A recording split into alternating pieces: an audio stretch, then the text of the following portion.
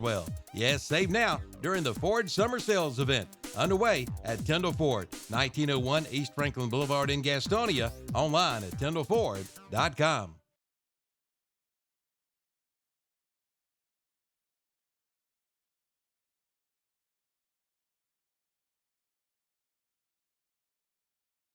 No matter the temperature, Cherville Auto and Truck Supply can help. They are your local Napa Auto Parts dealer.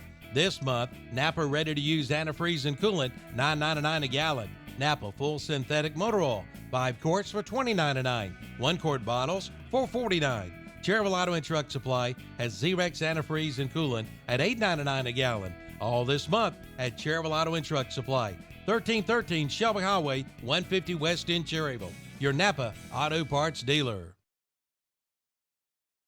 The Ford Summer Sales event is underway now at Tyndall Ford in Gastonia. See the 2024 Ford F-150 truck. Make it yours and make it now. Coming out for special red-hot summer deals. And don't forget, Tyndall Ford is the world's premier Roush dealer since 2015. You too can become a Roush-keteer. And be sure to check out their pre-owned inventory as well. Yes, save now during the Ford Summer Sales event underway at Tyndall Ford, 1901 East Franklin Boulevard in Gastonia, online at tyndallford.com. No matter the temperature, Cherville Auto and Truck Supply can help. They are your local Napa Auto Parts dealer. This month, Napa ready-to-use antifreeze and coolant, $9.99 a gallon. Napa full synthetic motor oil, 5 quarts for $20.99. 1 quart bottles, $4.49.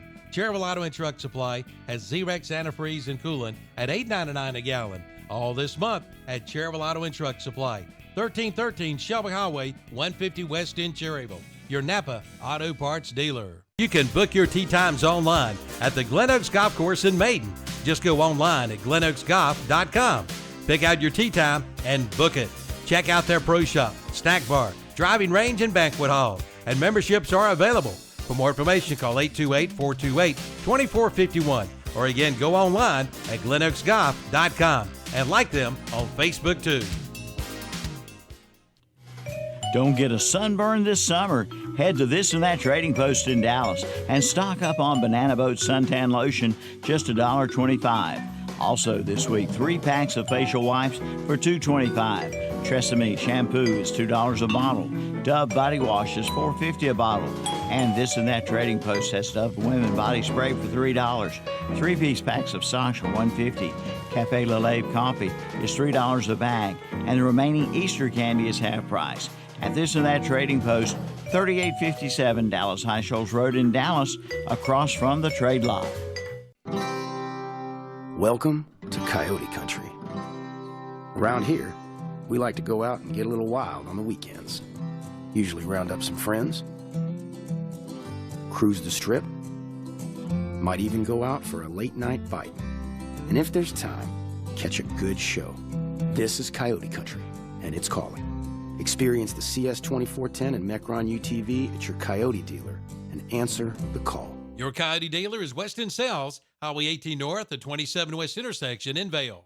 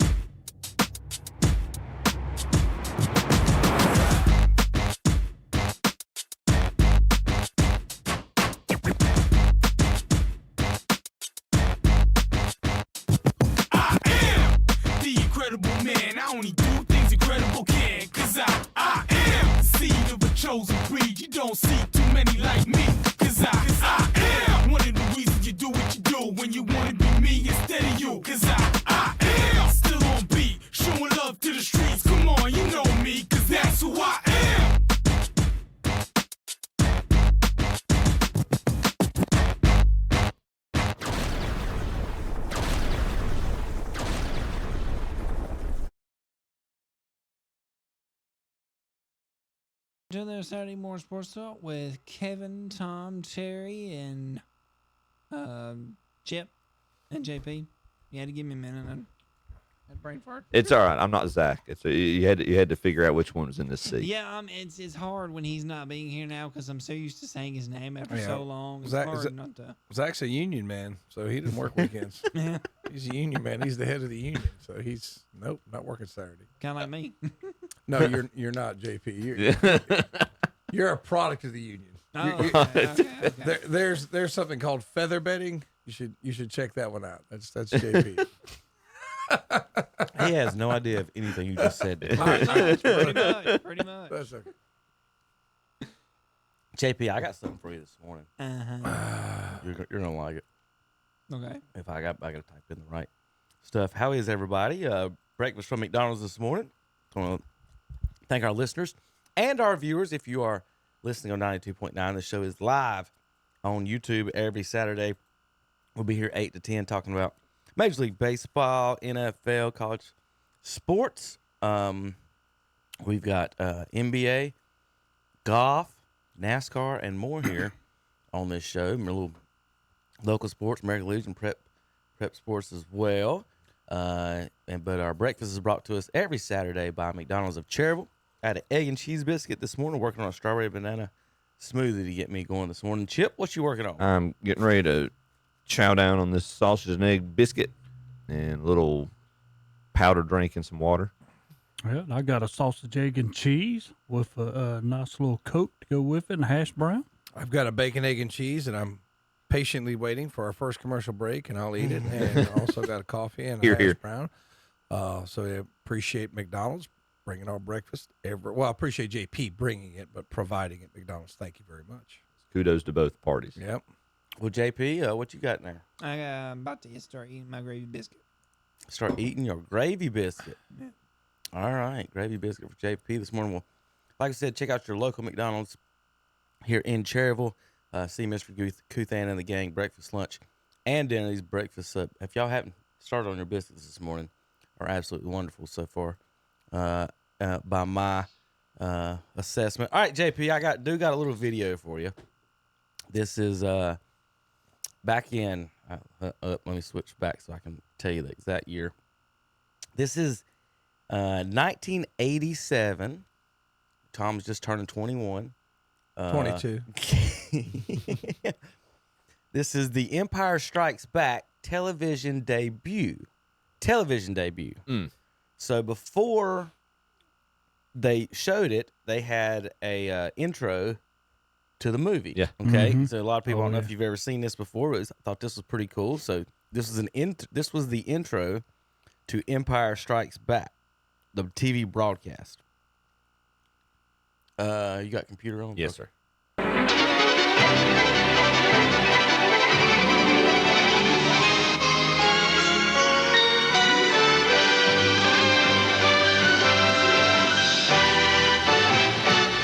Tonight, a network television premiere on NBC. We intercept your Earth broadcast in the name of the Galactic Empire. Welcome. Through this intergalactic broadcast, your planet and thousands like it are witnessing the glorious victory of the Galactic Empire. Tonight, we will finally crush Luke Skywalker and his Rebel Alliance. This time, there will be no escape from the dark side of the Force when the Empire strikes back. JP, what'd you think about that, JP? That's awesome. Was that? Had you ever seen that before? No, actually, I've never seen that before. So if you don't know, folks, on the show, JP not a big sports fan, so I got to sneak something non-sports related into him that he likes every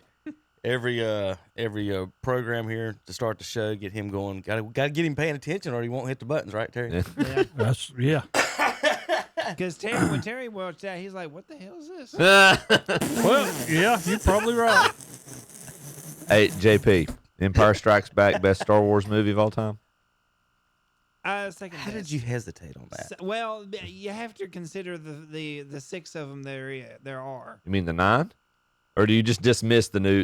I dismiss the okay, last I three. respect that. It's like the new trilogy is like the Rocky Five of the entire. Yeah, it's like never happened. They're horrible. Yes, I agree. That's why I only go to the original 6. Okay. Best one, in my opinion, of the 6 is number 3. But I will say that number 5. You are such a millennial. Oh my gosh. I'm sorry, but it is the darkest of all 6 films. But you have to realize the transition from Jedi to Sith is just pure. You're dealing with a broadcaster here too. We got to remember that. I major in broadcasting production. Dude, anybody, I'm sorry, you totally lost your it's turning your Star Wars card. Anybody that lists one of the prequel trilogy movies above the original Star Wars, The Empire Strikes Back, loses the Star Wars card. I didn't say. Is this a sports show? Hey, I didn't You want to talk Quidditch, Tom? We talk Quidditch. Tom, that's the reason I'm not saying a word. I'm well, lost. I told you I'd get JP in there. All right, speaking of sports, But Tom. I appreciate We had our moment, appreciate JP. what JP's doing. Hey, speaking of sports, Tom. Thank you for breakfast. This is the sign at the Virginia Tech Library. No study beers. Absolutely no study beers. Oh, it gets better if you read the sign. Tom, you want to read the sign for the folks at home?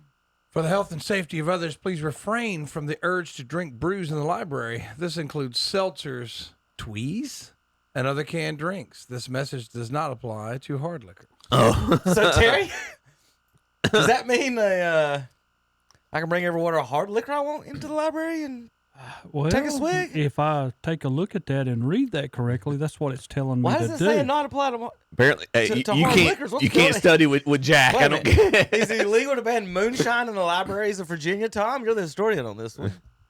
I don't know. I mean, I'm not familiar with the laws of the Commonwealth of Virginia, so I mean, I do know there's a 21st Amendment, so I guess it kicked it back to the states. I mean, in the 20, like if you read the 21st Amendment, it does kind of kick it back. It repeals the 18th and basically says, well, if it's prohibited by the state thereof, it's fine. So states are free to make their own alcohol laws. You can allow beer in public school if you wanted to. I mean, it's up to the state. I'm sure it's legal in like New York and New Jersey. Got a lot of Irish. I'm going to let Chip make the ruling on this one instead of my regular 2 umpires. We got a golf ruling here, Chip. You ready for this? Go play it. All right, here we go. All right, for the folks on the radio, we're on the side of a green, about a foot from the edge of the water, straight up the hill, and he's trying to chip on the green. All right, Chip, I'll let you describe what happens after this. Tough stands here. It goes up. That's unreal. Is that not a 2-stroke penalty? That's what I was waiting for. Is that not a 2-stroke penalty? I think that happened to Jeff Maggart one year in the Master when he was leading the Masters, or it hit Maggart. His shot hit him, and it was a 2-stroke penalty. But I don't think you're allowed to hit it while it's in the air once it starts in motion. But what's bad about it, Terry? It's a great hand-eye coordination. Well, that's what I was about to say. The second shot is 10 times better than the first shot. So, folks, he chips it. It digs into the hill, sends it straight back up into the air and backwards, about to go in the water. He reaches back with his club and saves it from going in the water and hits it. And not only does he save it, Chip, it goes towards the flag and up on the green. He basically, he's not close to the flag, but it's still, he goes the right direction. Basically, he's on the bank of a pond, and he's straight up a hill. When he tries to chip it, basically chipped it into the bank, and it starts to fly back towards the pond. And he basically just flicks the club real quick and makes perfect contact, turns it into a flop shot. Terry, you ever seen that? Well, I mean, it's I've impressive. seen a lot of things in my life. That's some good hand-eye Yeah, coordination. it is. It's a penalty, but it's good hand-eye coordination. He's probably a softball player, ain't he? What a shot. Wow. Of the day. Let's see, got a couple more or some fun non-sports related. Oh, yeah, we got to talk about that one. That's definitely non-sports related. The Copa Americas. How that went. What? When you said non-sports related. True. True. My dad and you would have a great conversation. Tom, I got a baseball one for you. I helped you out on Chief Wahoo on the internet the other day for you. Right. So I was I pitched Boys in. love his. Do people. what? I always love the people that are in the stands that are better umpires than us. All right, we're going to finish up with that NASCAR here in a second. So I got a couple more. Oh, we got some Bronny James news. There's an Italian joke, Tom. I got one of those for you here in a second. It ain't really a joke. It was a poll at a university, and I don't know if it went y'all's way. All right, we'll talk about, since it was in Charlotte, and I guess Tom's the soccer expert here. Tom, did you watch the Cup of America in Charlotte? No, but I saw the fight in the stands. And that's exactly what we're here to talk about. Not the 1-0 score that 70,000 people showed up for that I think is the most insane thing. Terry. I agree. I'm sorry. I thought you were saying in a jest that soccer's not. No, a sport. it's not. Not that. I mean, I just you run for 90 minutes. Sports, Yeah. football, basketball, that have more scoring. That's why they don't really appreciate soccer. I'm trying to. not enough scoring. I'm trying to explain to my wife right now because she's trying to encourage me to have our kids consider doing youth league soccer, and I give her the answer my dad always gave me is like, I'm sorry, I do not support communist sports. I call it commie ball to Tom. I mean, that's beyond an ignorant thing to say. But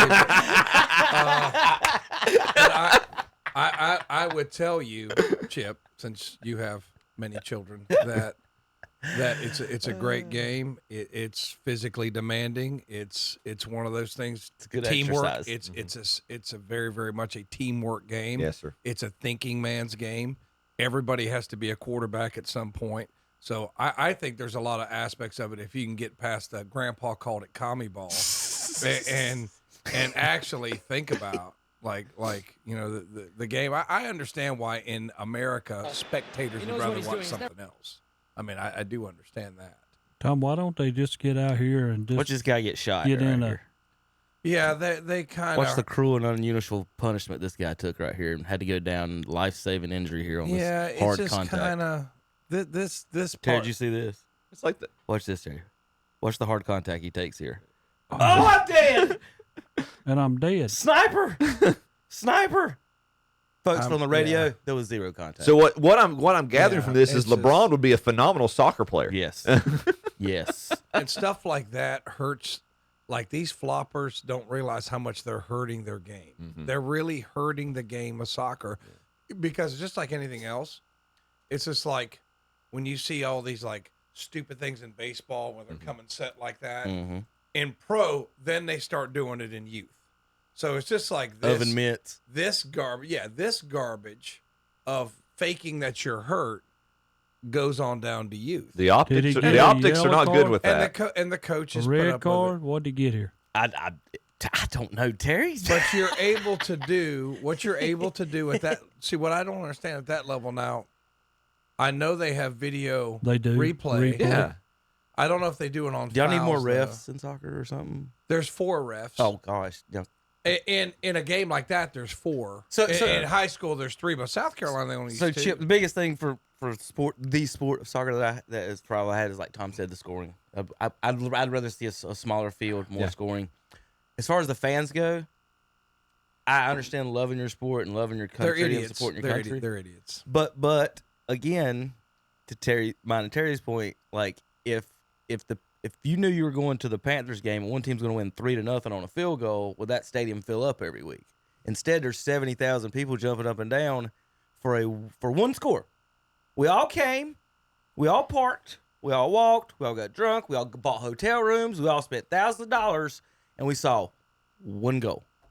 Yeah, if I And gotta you act go like that's the somewhere, greatest. And here's the one last comment, Terry. And they get on the internet and act like, that's the greatest thing we've ever seen in our lives. Oh, Jesus is here. We saw a soccer goal. if I have to craziest thing go I've ever seen. somewhere and pay Most $30 communists aren't to religious, park, Kevin. $30 to park, and the score is 1-0, somehow along I feel like I failed. I mean, plus I got to pay for my ticket. Then I got to pay for my food, and the score is 1-0 We talked about this when for 90 minutes of playing. the same principle when Gardner Webb's football, when Trey Lamb took the job at ETSU, we were searching for, or I should say the university was searching for a coach. I wasn't involved in the process, but we talked about it amongst folks in the Gardner Webb community, and my thought was, I figured, especially with the championship subdivision, we're going to look for an offensive-minded coach. And the mentality was, Gardner Webb, when you come to a game, you want to win. And if we win 10-7, it's a win. I'm happy for that.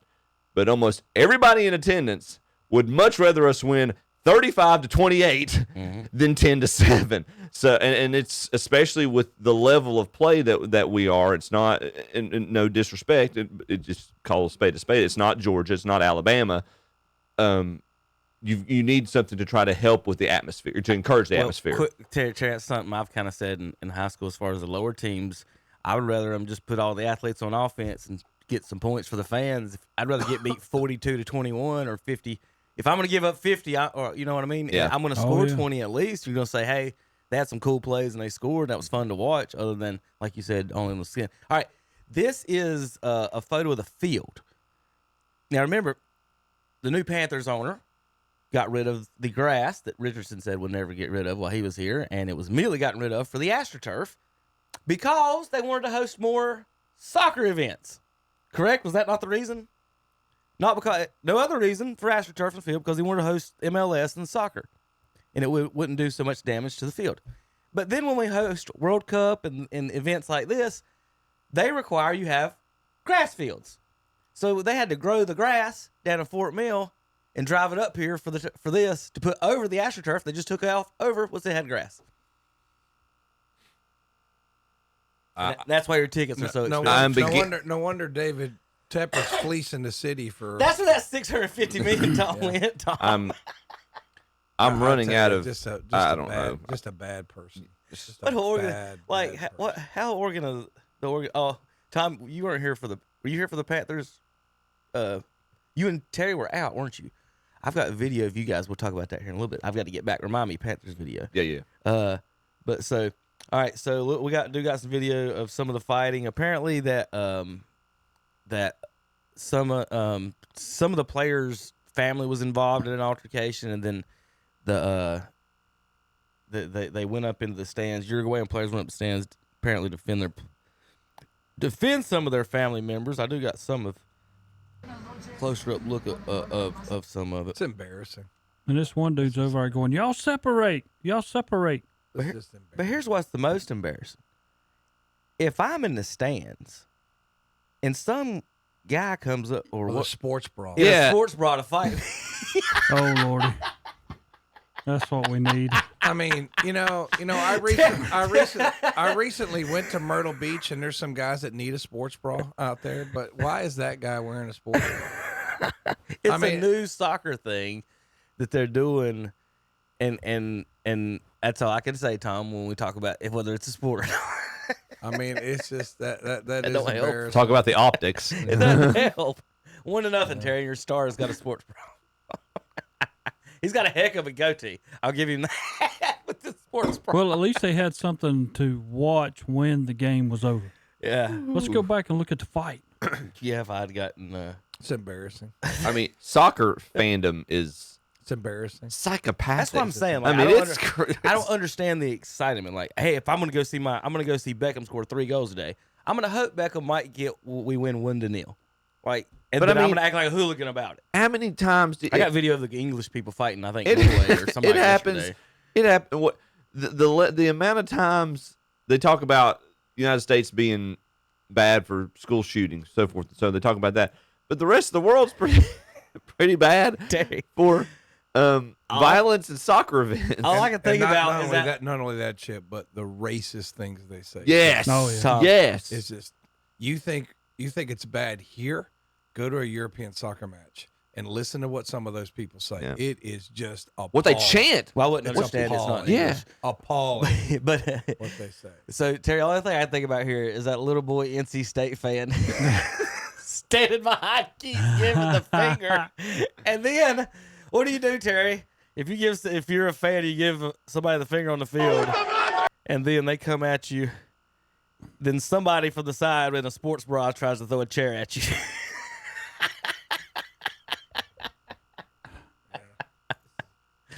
I mean, it's like WWE except real life. I mean, it's just. I think I'm going to get me one of those. The grass thing, everything about it was just. It was all doing well, and then all of a sudden, It was going well till it wasn't. it was going well till it wasn't. One more video I do. We got a punch landed right here from one of the players, for one of the fans. So which team won? Yellow, Okay. Colombia, Colombia won. and I think they're playing Argentina in Miami Sunday, and so I would imagine the streets and the whole town will be shut down. Glad And it's in Miami. to be that's not in completely Charlotte. and to be completely frank, another issue, at least for why soccer is not gaining more traction among the male population in our country, is the lack of success of our men's soccer team. I mean, it's not, and I know those go hand in hand in terms of developing the sport and developing players that want to participate in it. But yeah, I mean, and they apparently, I think they got upset and underperformed at the Copa America. They were supposed to perform better than they did. So it's just that doesn't do much to build interest. So all right, Tom. I got two more things before we go to break. Well, this is your Italian joke of the day. University study asked Italians to locate Italy on a map. There was the. Oh my, no, that was U.S. students in New York. Oh, They missed a little bit. oh, man. And then let's see, I did have one more before we went. All right, Terry, this is for you. I can't believe I found this on the internet. Oh. Where's Terry? All right, folks, if you don't know Terry and his Toyota truck out here, it's been Terry, you got a deal on some tires, right? When you bought this Joker. I'm listening. All right, and I'm flipping through the internet, and I found someone who got the same deal. My dad bought a Tacoma in 2003 during the Free Trials for Life promotion. He took it as a challenge. He's followed all the maintenance requirements to a T, and is still pulling new tires 21 years later. This is his 9th set, so 8 free sets. Legend. Here's his total bill from his last set: $752 for the last set. Chip, $750. Let's do 500 times 8. Terry, how much have you saved? Got back on your car, your purchase? Is that the best purchase you've ever made? Probably. Yeah. I would say yeah. Between the driving and Is yours an 03? utility, Mine is a 2000. is Oh, older than this one. Yeah. Mike Johnson. How many did sets it. have you got, Terry? Mike Johnson did it in 99, 2000, 2001, and I've had 7 sets of tires. So put you've on had mine. 7, and this guy's had 9. He's Yeah, Let me ask you, how do they determine when you get new tires? Is it the mileage? it goes by the thread of your tires and everything. When it gets down too low, they'll tell you. I mean, You have to take it there for maintenance, though. Oh, I take it there for my oil changes and stuff and all the stuff, you know. But Each oil change is only $350. Yeah. you know. Well, I thought that I started laughing my butt But off when I you saw this the other day. and my tires, I get Coopers most of the time. I'm on mine, but I wasn't able to get them this time. But they run about $800 a piece.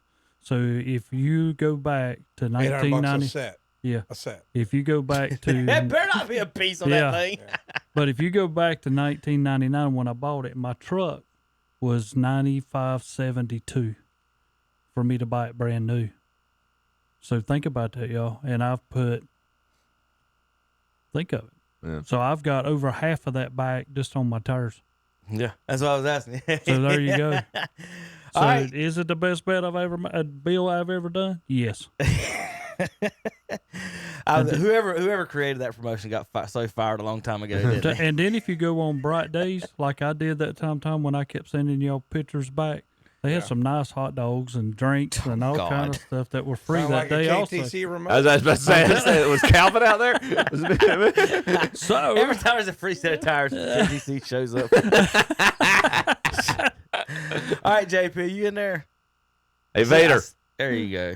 We're going to take a break. We come back. We're going to talk about some real sports. We do got NBA, NFL, NCAA sports, NASCAR, football, and more. KDCBroadcasting.com. The Great Gas Card Giveaway is underway. You could be the winner of up to $500 in gas cards when you register to win.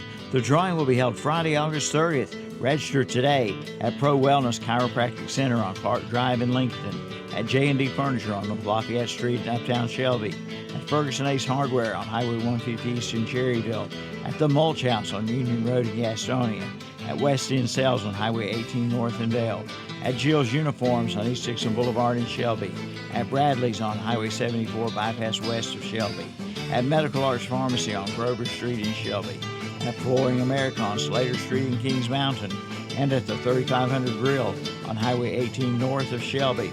Register to win the Great Gas Card Giveaway, brought to you by What'sUpShopper.com and KTC Broadcasting.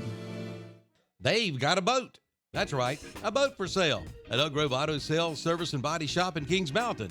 It's a 2018 Tracker GV16 Laker, and sale priced at $10,995. And pull it to the lake with a 2007 Dodge Ram 1500 SLT Mega Cab 4-wheel drive truck for $16,995. You'll also find a 2007 Toyota 4Runner SR5 with V6 engine priced at $11,995. And a 2015 Volkswagen Jetta, only $69,995. Oak Grove Auto Sales, Service, and Body Shop, 522 Oak Grove Road, Kings Mountain. Online at oakgroveauto.com. Like them on Facebook, too. Built upon a solid foundation of cast iron and steel, the Kubota L-Series is part of our under 100 horsepower tractor lineup rated #1 for reliability. They feature powerful Kubota diesel engines and easy operation. The durable Kubota L-Series. Talk to your local Kubota dealer today to schedule a demo. Go to KubotaUSA.com for full disclaimer. Your Kubota dealer is Parker Farm Service, located at 126 Bessie Drive on Oak Grove Road at the Highway 74 bypass in Kings Mountain. Spring is the perfect time to play golf at the Crowders Mountain Golf Course at the foot of beautiful Crowders Mountain. Play in Route 18 Monday through Friday for $30 and just $27 after 1 p.m. And play in Route on weekends and holidays for just $40 and just $35 after 1 p.m.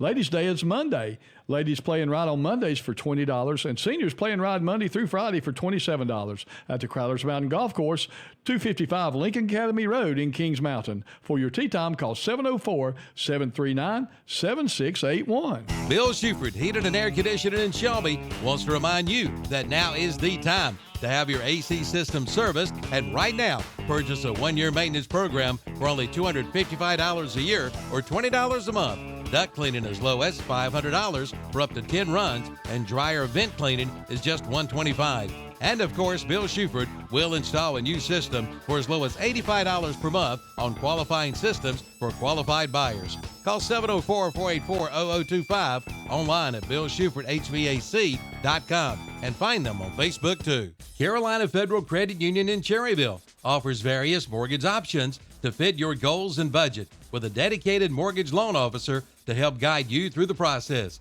Contact Carolina Federal Credit Union today at 704-435-0186. Whether you're buying your first home or refinancing, Carolina Federal Credit Union in Cherryville can help you.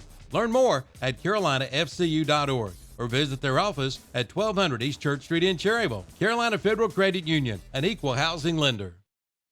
And we're back on Saturday Morning Sports Talk. They're talking about the NBA today now. Yes, we are, JP. Dynamite lead in, JP. I know, good job, JP. You're welcome. All right, this is the highlight of the summer league, guys. This is Bronny James with a dunk. Check this out. We got Dalton Keck. Is it Neck or Keck? I don't know. Connect. Is it Connect? Like Connect 4? Is it really? I have no idea. Oh, I thought y'all knew. Y'all watched the NCAA tournament and saw that. So if you know his name, I did watch the NCAA tournament, but I can't recall how they pronounced it. So yeah, Terry. So Bronny got him a layup or got him a dunk. He looks so much like his father. I'm sorry, I couldn't say that with a straight face. Actually, like he does, but the 41-year-old one, not the 27. He looks like a 41-year-old LeBron dunking that ball. I'm Terry. Real quick, Tom. Terry, I played high school basketball with people that can dunk better than him and play better than him. I can believe that. Go ahead, Tom. I mean, And Terry knows I'm not too. gonna make fun of him because I can't dunk a basketball. But this is if you look up nepotism in the dictionary, this would be a good example. Bronny James. I mean, it's so bad. I mean, Tabar would smoke you. I mean, it's just Ralph Roberts would smoke you. it's just so bad. Like, why do they give in to this man like this? I mean, I just don't understand. I mean, he got you a championship in the BS year. The Lakers, yeah, you're right, Tom. Yeah. Like 100%, I agree with you. Like, why are the Lakers doing this?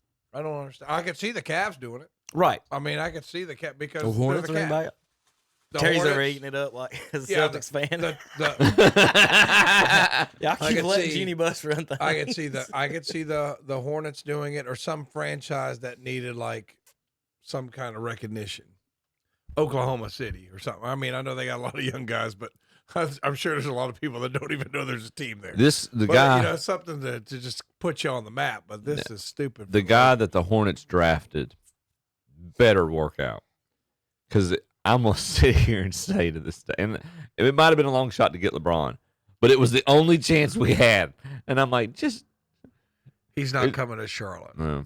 I mean, he's not going to come to, like, he wants to be out there because he's got an acting career coming up, because he's a great actor. I mean, I know you've seen him act. So I mean, it's just who's the better actor, he or Shaq? So I mean, it's just so bad. I'm not taking away anything.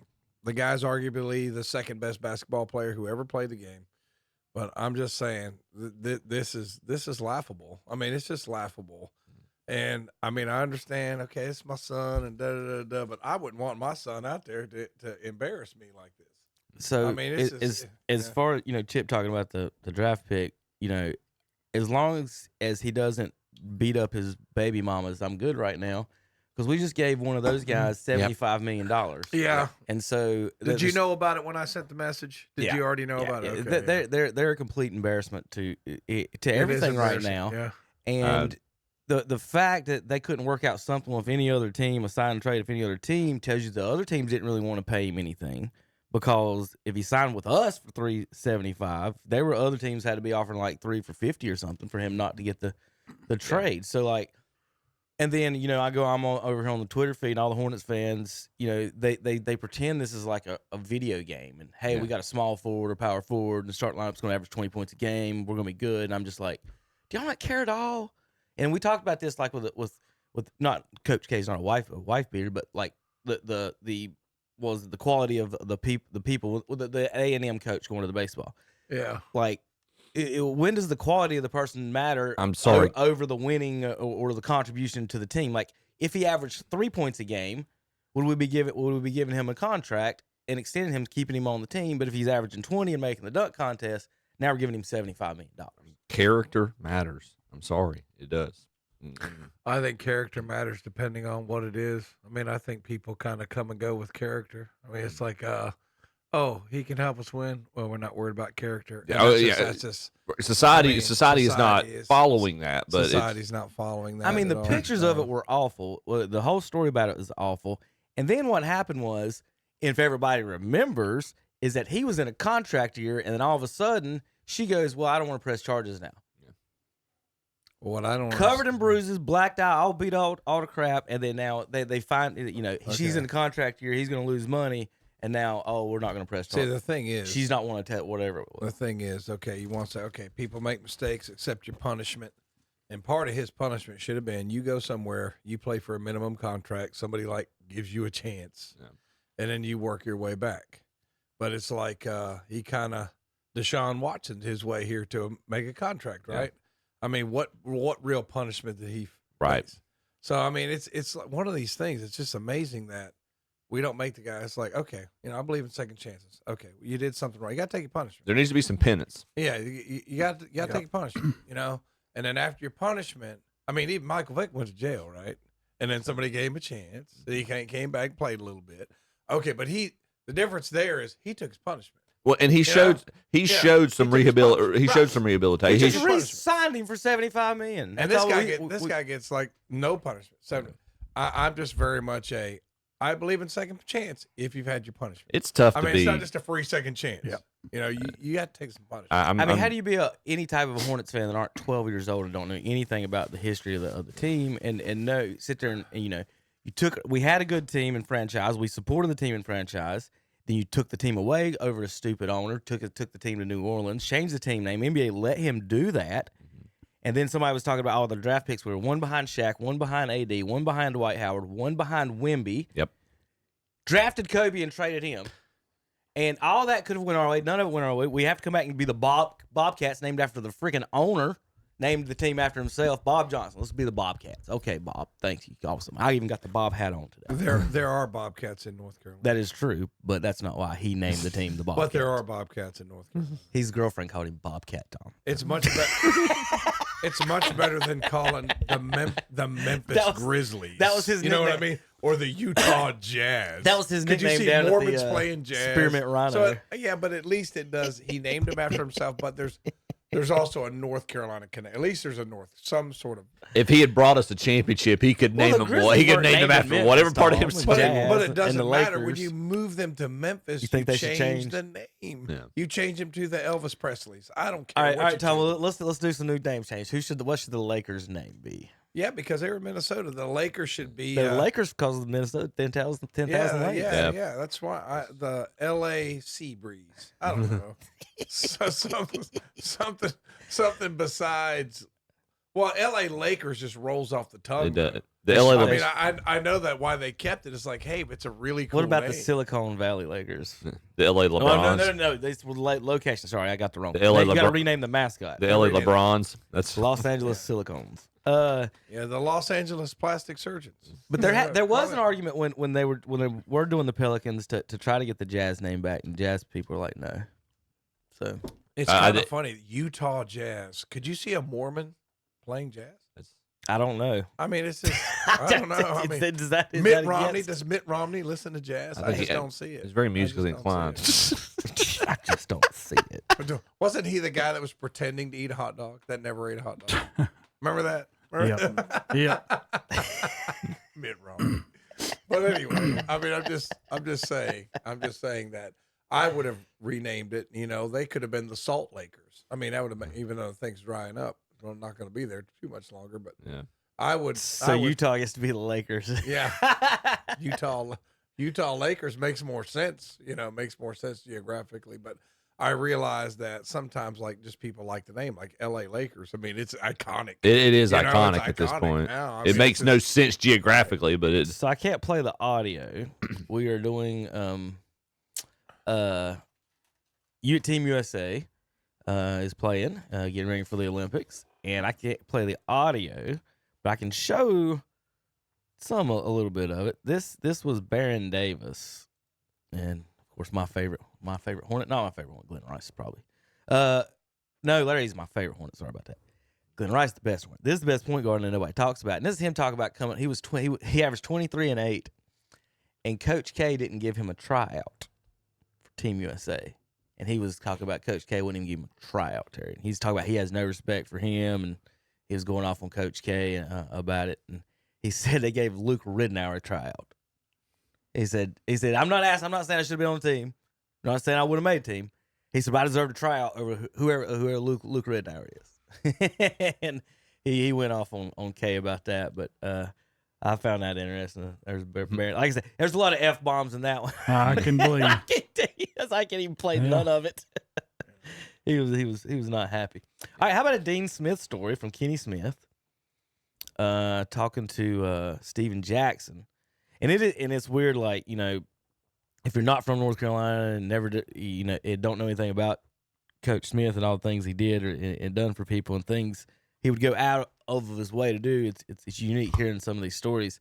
This is him talking about they're talking about Maktar Jai, Terry, and if some of you don't, I know Chip, you know Maktar, which is actually one of the funniest people ever. If you've ever seen him on any podcast or anything, he's hilarious. So this is Kenny Smith talking about Dean and Maktar and dealing with him. Go ahead. My favorite story is with Maktar Njai, played at North Carolina. He was from Africa. Mac was having a tough time in practice, so Roy Williams was assistant coach at the time, and Bill Guthridge. They're getting on Mac, like, Mac, what's wrong with you? Blah, blah, blah. They're getting on him, and so they throw him out of practice. Coach Smith, after practice, goes to him, Mac, is everything all right? Homesick? Like, no, Coach. He's not looking at him. Mac, look at me when I'm talking to you. No, Coach, I'm just not Mac, look at me as I talk to you. Coach, in my culture, to look an adult in the eye is a sign of disrespect. So Coach Smith says, oh, okay. Walks out. Next day in practice, there's no Coach Guthridge. Coach Guthridge's not there for a week. Mac said he gets a call from his mom. Mac, there's this man here in Africa. Says he's your assistant coach. I know it's Coach Smith. I don't know him well. He's been here for a week saying he's learning our culture. He sent Coach Guthridge to learn his culture so he could never make that mistake again. Wow. That is what Coach Smith is. That's deep. Now, there's one part of that I don't think's accurate, because Roy Williams was at Kansas by the time Mac Tarter-Jai was at Carolina. But continue, and he didn't say that Roy's the one who went to Africa anyway, was Coach Guthridge. But I don't know when Roy started in Kansas. 88 or 80, Yeah. 87, somewhere in there. It's been a while. Yeah. So what I think's funny about that is that if you've ever met Bill Guthridge, is he may be the driest white man who's ever lived, as in like this stereotypical old white. Like this Beanie Baby of Arvydas Sabonis has more life in him. I know Bill's not with us anymore, but then Bill did. Like Bill's like, he's not like, I don't know if he's gonna laugh, smile. Yeah. Learning a culture for Bill Guthridge is like that just. Yeah. That's almost like a joke that Dean did if he sent Bill Guthridge to Africa. It's almost like that was his punishment for throwing him out of practice. I'm seriously trying to think about just Bill like doing anything other than being the fastest guy to the locker room to unlock the door. Yeah, that's it. I mean, come on now. Yeah. But that's amazing. Bill's You he's got don't his realize stuff like that until socks to his you hear knees. somebody talk about it. Could you imagine Bill Guthridge trying to recruit players today? No way. No. No way. No way. It's like, no way. I mean, I don't know, Tom. Pretty big check. All he has to do is walk in and show him from North Carolina. Yeah. Did you see Armando Baycock? Yeah. Made a few million here at North Carolina. So he's staying another year. No, he's done. RJ's staying. RJ Davis is staying another year. Baycock cannot be still staying. Surely to God. Yeah. He might be getting his doctorate, but he ain't playing basketball. Who did he get drafted by? Y'all remember? Did he get drafted? I think he did, didn't he? Roy Williams started at Kansas in 88, 89. So yeah, they that would not have. Mac Tar wasn't there. Yeah, and Jai was at Michigan his first 2 years. He transferred. Jazz. Oh, the Jazz did take him. Yeah. Wow. Second round. Good for him. Second round. He made over $2 million at North Carolina in his name, image, and likeness that he could publicly say. He's gonna make more. He's gonna make more at Carolina than he did. When Was he a second round pick? Publicly say. Hey, I don't know if he was drafted or if he was or not. Let's see. He may have just been a Free agent. like a free agent signing. I'm gonna look and see. There's only 2 rounds of basketball, right? Yeah. Yes. But now listen to what we're saying. This is what amazed me. We pick LeBron James, but we don't pick a Baycock. It's Bronny, not LeBronny. Yeah. I don't care what his name is. He plays for the Lakers. Undrafted. They Armando Baycock and Think Caleb of this. Love can't get drafted. But LeBron James. Baycott did not get drafted. No, he The didn't. Jazz second round draft pick, they took Filipowski. So there you go. So you tell me something's What is wrong that? with that The picture. player of the year, if not Phil Yeah. Yeah. Something's wrong with this picture. It's y'all. NBA's so weird. I don't get it. And that story about, have you seen the story about him and his girlfriend? Filipowski? Yeah. What did he do? That he's a Mormon. They started dating when he was Makes sense why Utah 17 drafted him. or something like that. She was like 26, or she's like 8 years older than him or something like that. And as soon as he got drafted, now they're getting married and everything. So there's a big controversial story. He doesn't talk to his parents. Like, so there's a look. It's been all over the internet. Does he play jazz? Few days. But like, what is Filipowski better than Armando Baycock? No. Different styles of games. I think no. I'm asking a State fan and a Carolina fan. I'm trying not to have my Ohio State. Yeah, I'm trying not to have my. Wasn't Filipowski the one to try to say he got hurt by a fan? Yes. Like he's like 6'10" and some little 5'3" Got his fan feet Rush on the court. It was rushed about on the yeah. court and hurt him, and, Well, and that's It when happened the same time that that's when Caitlin Clark one happened. Jay Billis is like, we need to stop this. It's like, Jay's a little. I can't say the word on the air. I know Jay knows basketball, but that Duke bias, they just can't help it, can they? When they start talking about Duke, man, when people try to say that, like when Herb Street does a football game, I don't see it. Like there's not that bias. Like when Billis talks about Duke and things like that, I'm like, how's this guy still have a job? I think Vitale had more of a bias for Duke than Billis did. Dookie V? What are you talking about? Chip's favorite player. I'm glad he's beating cancer. Yeah. Well, all the best to Dookie V. Yes. Duke's. Chip's favorite player. I just lost my train of thought on that. Zach Edey, doing pretty good now. Yeah, I think. Well, we're talking what portion of the league he's playing in right now, but he's probably dominating. His game is translating. All right, guys, we come back. We got baseball. No, never mind. Got one more. Real quick. Keep going. Yeah, keep going. What'd you have? Did you see it's not an article, but like the interactive thing you do on ESPN.com this week about building the best 5-man rotation for the Olympics? No. Terry, here's talking about Anthony Edwards. How many players on Anthony, I don't know if you saw the comments. I think I got it down here. Hold on. I do got the comments. Got 2 separate videos to play together. They're just not near each other, so I got to scroll down just a second. So Anthony Edwards asked him, he's at the Olympics, and asking him about being the number 1 option. I mean, I'm still the number 1 option. I mean, y'all might look at it differently. I don't look at it differently. And how does that manifest? How do you go about it? Just go about it the same way? Yeah, I just go out there and be myself. Shoot my shots, play defense, and, they got to fit in and play around me. That's how I play. Nice. So other comments he made was Kevin Durant's his favorite player, and if he's got any questions or anything, and everybody should be there to watch. Durant. Oh yeah, Terry, I got a picture. This is I brought this for you, Terry. Here's Bronny James for a picture of his first game with the Lakers in Summer League. That's awful. They got Bronny's head on a little kid's body. He says, "My first game was today. 2 passes, 1 steal, and 1 backboard." Y'all keep calling him LeBronny. It's Bronny, not LeBronny. LeBronny James. I mean, I'm not gonna go that far as to call him LeBronny, but it's ridiculous. That's what everybody else is going to call him, Tom. I know. You know what? And then they got. I also saw him when he was bringing the ball up to court, and the guy stole it from him too. USA are better than Anthony Edwards, definitively. All right, so here's the talking. How many players on Team USA are better than Anthony Edwards, definitively? I don't know that there is one. You want to go through it real quick? I mean, let's go through the exercise. Bam Adebayo. No. Devin Booker. No. Steph Curry. No. Anthony Davis. No. Kevin Durant. No. Joel Embiid. No. Tyrese Halliburton. No. Drew Holiday. No. LeBron James. No. Kawhi Leonard. No. Jason Tatum. No. Okay. No Tatum, no Steph, no LeBron. So I mean, if we're running through it, why shouldn't Anthony Edwards feel like he's the best player or the number 1 option on the team? Why shouldn't he feel that way? I mean, I know we don't like to think about it in those terms, but that's how good Anthony Edwards is. Best player on Team USA. Can be. Who's the best player on Team USA, Terry, right now?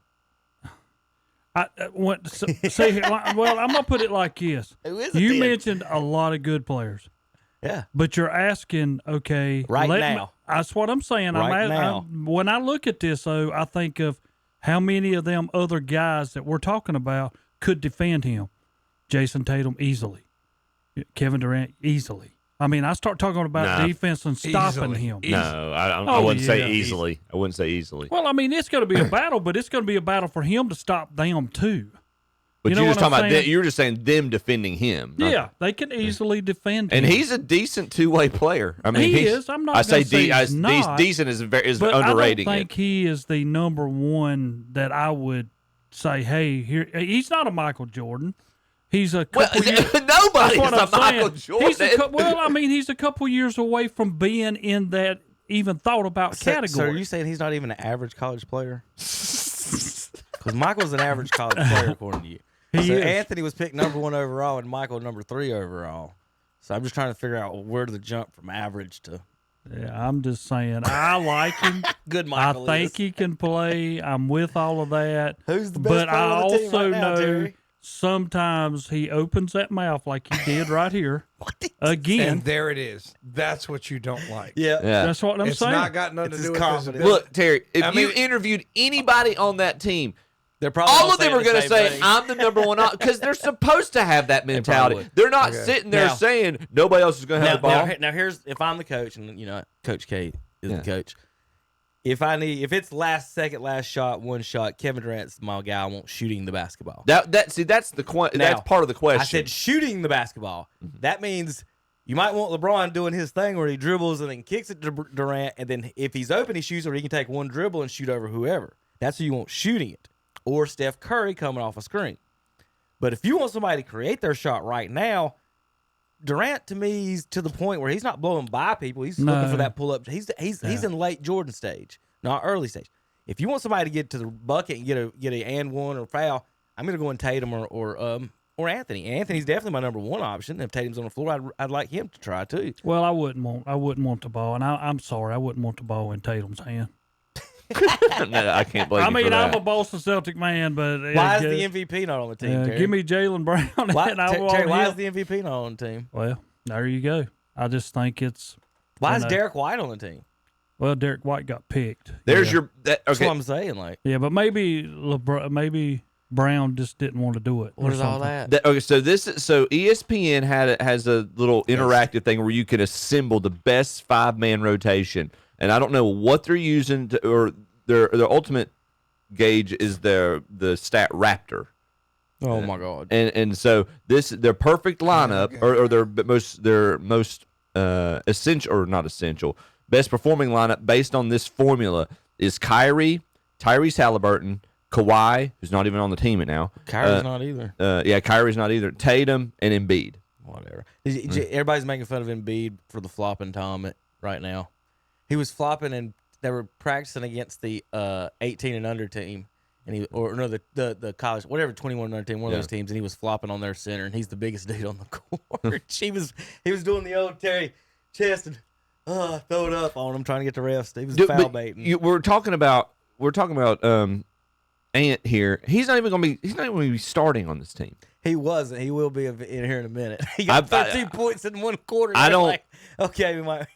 Everybody, they got Booker starting in front of him right now. Right. Well, I mean, so apparently they're saying that there's 4 spots, and I don't think there's room for him in the backcourt because they're saying the 4 spots that are almost set are because right now they want the faces, they want the icons starting. So you're going to have Steph. They better put Jordan's son out there. They're going to put Steph, LeBron, and Embiid, and then they're talking about Drew Holiday to be the defensive stopper, and then they're going to have another forward. Terry, let me put it this way. I'm telling you. Drew Holiday would even stop Edwards. Terry, please stop. He would. All right, Terry and Tom, you guys know the answer to this. On the 92 Dream Team, which player did they put on the team to guard the other guy's best players because their stars wouldn't play defense? So we make this argument all the time about today's game's better, the old game's better. They have to bring in Drew Holiday, who is not one of our top 12 players in the world. He's not. Derek but he plays White defense. is not one of our top 50 players in America. And they got to bring them guys in to guard the other guy's best, to guard the other Ginobilis, because God forbid you ask Steph Curry or LeBron or Kevin Durant to guard anybody, because those 3 ain't guarding anybody. Yeah, I agree. So they have to bring in they have to bring in role players for Dream Team for Team USA. I've never seen it in my life. Did they bring in Christian Laettner to play defense when Jordan didn't feel like it? That's what they did. Michael, do you feel like playing defense? No, bring in Christian. I'm going to shoot jumpers. Jordan was going to Chuck Daly, and part of it was his motivation because of Kukoc, but he's saying, I'm guarding this guy. They'll make the argument that Pippen was defensive, but he still scored 20 points a game. He still could run the offense. We didn't put Rodman on the team. That's my point. Who else was good defensively back in the day? Vinny, was it the Microwave Johnson? Wasn't he a defender? Put Bill Laimbeer on the team. He played yeah. Like, they've got Derek White and Drew Holiday. Like, okay, they're pros, but might as well throw Cody Zeller or someone. Like, who are we talking? Michael Kidd-Gilchrist, Terry, he played defense. Like, never in my life have I heard, we're going to bring defensive specialists for the Olympic team. See, but you can't really, like, basketball's not conducive to that. You know what I mean? It's just like it's sort of a game that flows. What are you going to do? Every ball stoppage, you bring the guy in to play defense. I mean, it's just. And then are they switching on defense? It's just, so if they're doesn't make switching, any Terry, sense. like what's the point of having the defensive specialist? The only time you'd have a defensive specialist is like, I got a 10-point lead. Okay, I'm gonna put this guy in the game. Like, you know what I mean? a boxing one or Doesn't something make like any, that. like, are we it doesn't- sitting in a zone? Doesn't make any sense. Yeah, are we playing boxing one? But like, do y'all understand what I'm saying? Like, could you just fathom like Chuck Daly telling Michael and Clyde and Carl and Barkley, guys, we're gonna bring in a defensive specialist because y'all guys ain't hustling or y'all ain't trying or y'all ain't. It's a different world. It is. It's a different game. LeBron's the best player in the world, but we got to bring in Derek White to guard whoever he's guarding. Well, I mean, I want you to think so. We played Canada the other day, and here's your shooting percentages. Devin Booker 4 out of 6. You got to take that. He can shoot. He might be the best shooter. Yeah, in the Stephon league. Curry 4 out of 7. Drew Holiday 5 out of 8. Anthony Davis 5 for 10. Anthony Edwards 6 for 10. Jason Tatum 4 for 7. I mean, not a bad day from any of these guys. I mean, all of them played decent. What would be your starting five? For the Olympics? Yes. Right now? Yes. I'm trying to think who's on the team, but it definitely be Steph, Here you Anthony, go. LeBron, Durant, and somebody. They started Booker, LeBron, Joel Embiid, Stephon Curry, and Drew Holiday. That's four. They're saying 4 of those are set. And They started Drew Holiday? yes, Yeah. I'm telling you. Oh, yeah. I'm telling you. You got to have somebody run your point. He's going to be Steph's be your What point. is LeBron and Steph Curry doing? They're Stephen Curry's your number 2 man. You mean the shooting guard? Yeah. No. What's LeBron doing? LeBron. He'll probably be your Drew number. Holiday is starting on the Olympic team. Yeah. LeBron would be your number 4 man. Because question- Booker would be your 3. If I'm Anthony and Edwards, Joel Embiid's I your catch 5. the first flight home. Yeah. If I'm Anthony Edwards and I walk out there, y'all start Drew Holiday over me, I'm catching the first flight home back to Minnesota, and I'm shooting jumpers. It's like the Get out of here. No, now wait a minute, guys. You got to understand. You got to have a point guard. Steph's a point guard. Stephen Curry is your number 2 man. You don't want him running point in the Olympics. He does it for the Warriors every year. I know, but he's still your better number 2 man. He doesn't instead of play number the 1. 2 guard. He's a point guard. They got Halliburton to pass the ball to people. That's why he's on. And Tyrese, and so their second unit is going to be more effective than their start. Their starting unit is the premier names, is their icons. The second unit right now is going to be better because it's going to be Halliburton, Ant, and I forget who else they had, but that unit was very Jason impressive. Tatum, Anthony Davis. How is Drew Holiday on the team and Jason and Jalen Brown's not? Tom, they got Drew Holiday on the team, but not the Finals MVP. I mean, did he want to play? Terry makes a point. No, he didn't. He wanted to play, but he's not on the team. Mm-hmm. That's the craziest thing I've ever. Well, heard. Drew Holiday this year, age 33, averaged 12 points a game. You talking Jalen Brown? Brown, but Drew Holiday this year at age 33 averaged 12 points a game, and they've got sometimes starting. If they make a deep playoff run, they may want to rest. But Well, and here's the thing, and Terry, you correct me. You're more of an expert on this than I am. You follow us more. Brown obviously was their 1 or 2 guy all season long, but really started to. He took it to a next level in the playoffs. He did. By that point, the team was pretty much already settled. It was already picked. That's I think we're looking at it from the perspective of what we saw him do in the playoffs when the team was already pretty much finalized. The problem I had is when somebody decided not to play and he's not your next Kawhi, option. when they moved, instead of putting when they put Derek White on the team instead of putting Jalen Brown when Kawhi so stepped it down. had to be And a that little I bit agree with. more of Brown not wanting to play. Or being a little burnt out, maybe. Maybe. But, I mean, it has to be something. I mean, this is a lot. If you go Drew Holiday, Tatum, and White all on this team, sometimes it might be too much. Drew Holiday. I'm going to he averaged 12 points a game this year. 1992, people. Here's the people that averaged about 12, 13 points a game. Please tell me who should be on the dream team. We're going to go over this. Kevin Gamble averaged 13.5. Rumil Robinson threw in 13.3. What are we saying? Kenny Gaddison. Charlotte Hornets, Kenny Gaddison, guys, averaged 12.7. Put him on the dream team. Blue Edwards. Never heard of him in my life. That's a great name, actually. 12.6. Jerome Kersey. Clifford Robertson.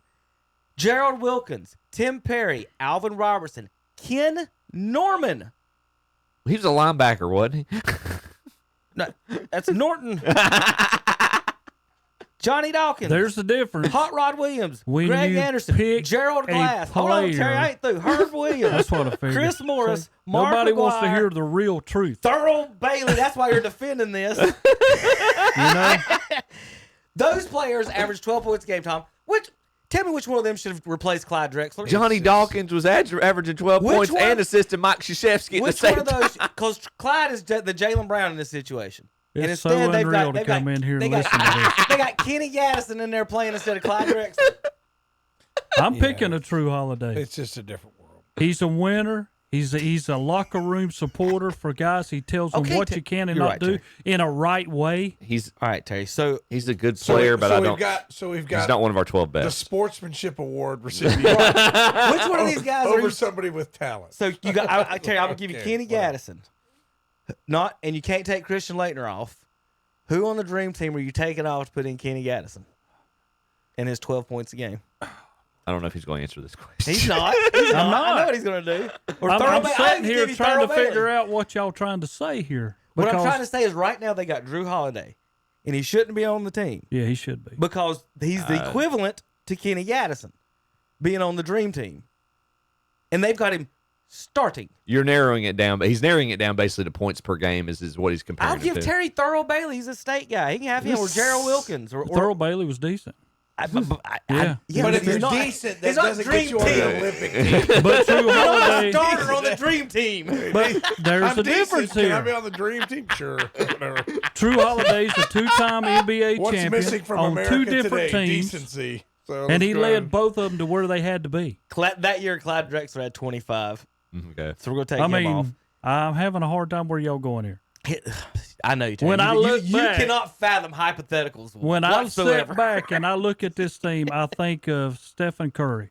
Okay, he can score, but he's also going to give up as many as he scores. He's not going to stop a soul.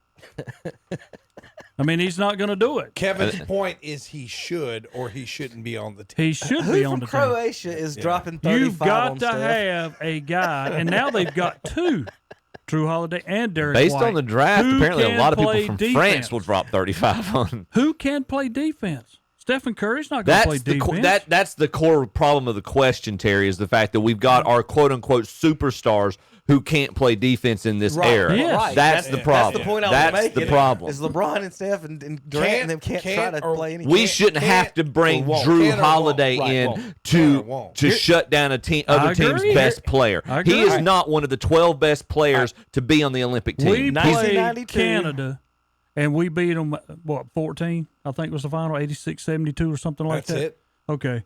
So we beat them by 14, but shouldn't the United States have beat them by more? Should have. Yes, because Steph Curry's in their team and the Warriors beat every team they beat by 30. So why can't they with Clay and the dude that can't shoot? And I mean, we should look at guys who are on this team, which I understand this is game one, and you can't really go back. Joel Embiid was 2 out of 5. Halliburton was 1 out of 4. yeah, all right. Adebayo 92 2 out of 6. The 92 leading scorers: Jordan, Malone, Chris Mullin, Clyde Drexler, Patrick Ewing, top 5 on the Dream Team. 6, Tim Hardaway was on Dream Team 2. 7, David Robinson. 8, Charles Barkley. 9, Mitch Richmond, Dream Team 2. 10, Glenn Rice. Was he on Dream Team 2 or 3? He was on one of them. I can't remember. But now we have to understand what you're talking about. If you're talking about the 92, that was the most excellent team that we've ever had and ever will have. Well, I know, Terry, but also, my point is that today we have the equivalent of Kenny Gaddison getting a starting role over Scottie Pippen in a Dream Team. and also it's not there is. I will say this: you can't give the comparison because the '92 Dream Team at that point, international basketball was a joke. There was hardly, except for like maybe the Yugoslav countries. Our bronze medal team had a better point guard than Drew Holiday, at least. I understand, but trying to compare in terms like point separation or the point differentials in these games, no other international basketball had not really grown at that point. So we should have blown them out by 50 in '92, And that's what they did. Look at Canada. I mean, Canada is basically, other than France, is supposed to be one of the medal contenders Yeah. in the They had Olympics. some good players out Jamal there. Murray, SGA, Dylan Brooks. So I mean, this was not. this was not a slacker team that they were playing in terms of the international teams. This was not just an ease in game, so to speak. So their second unit right now, the U.S.'s second unit is both Ants, Edwards and Anthony Davis, Halliburton, Tatum, and Adebayo. And they looked like I would argue they looked like a better unit than the starters. They probably are. Yeah. Real quick, Terry, the argument they were showing their starter. They were actually arguing about this Dream Team thing, and they had Patrick Ewing. Had Anthony Davis is better than Patrick Ewing on there. You agree with that one? No. Do you want to hear some of the Dream Team results from '92? Angola 116-48, Croatia 103-70. Oh, yeah. Germany 111-68. But that's the best team that we could have ever put together. 127-83. Terry, these are the best basketball players. I've told every day Spain. that LeBron is the greatest. Can he not guard Manu Ginobili? I've been saying it for years and nobody believed me, but he can't. And now they got to bring in Drew Holiday and Derek White to play defense. I'm not done. Spain 122-81. Puerto Rico 115-77. Lithuania 127-76. Gold medal game. 117-85 over Croatia. And Tom. I'm just how many saying, of those? And remember, those wins were without unleashing Michael Jordan. Yeah, he wasn't the leading scorer. Barkley that was playing Carolina basketball. Yeah. They did not unleash Michael and won by 45 and everything. And I'm not saying they should now. Our point of the thing is that I want the 12 best basketball players America has. Right. Well, you guys go out there. I'd That's like what that I'm to saying. happen, but it's not going to happen. And this team beats Canada by 14 I know. That's what I'm saying. All right, well, go ahead, Chip. Then I got to play this. Well, and then the other thing is too, the one exception to what you're saying is, I do agree with Bird being selected on the '92 team, but he was not one of the 12 best players at that point. Not at that point in his career. He was well past his prime. His back was acting up. He was past his prime. His back was acting up. His instincts were still phenomenal. His body was failing him at that point. He was done by 93 or 4. Yes, I mean he retired a year or two later. Terry, he was not the player that he was in the '80s. But I don't see how in terms of his selection was a legacy selection on that team. I agree with Chip on this. I'd put Kenny Gaddison instead of Bird. Bird couldn't guard anybody. He was laying on the floor during timeouts playing defense. You got to bring in Gaddison, Terry. You're 100% right. You and Chip sway me, Tom. Gaddison instead of Bird. Listen, I got him on Photoshop it next week. Kenny Gaddison on the Dream Team. As Perky used to say, shut the back door. You're the one that said it. That's how I feel Come on. about you saying Drew Holiday should Come start. on. That's exactly how I You feel. got to have a leader. Yes, Drew. He is a true You're going to leader. sit there and say Drew Holiday's your leader, not Steph or LeBron? If they're not going to be your leaders, they have no reason to be on the team. Steph Curry, Kevin Durant on this team, but we need a leader. All right, you got to have a leader. Terry, this is funny. This is kind of weird. Oh gosh, Terry, can you spin a basketball on your finger? On my finger? Yeah. Yeah, I think keep I it can. going? Mm-hmm. But I can't do it like they can. Maybe you can. Well, I mean, there's no way.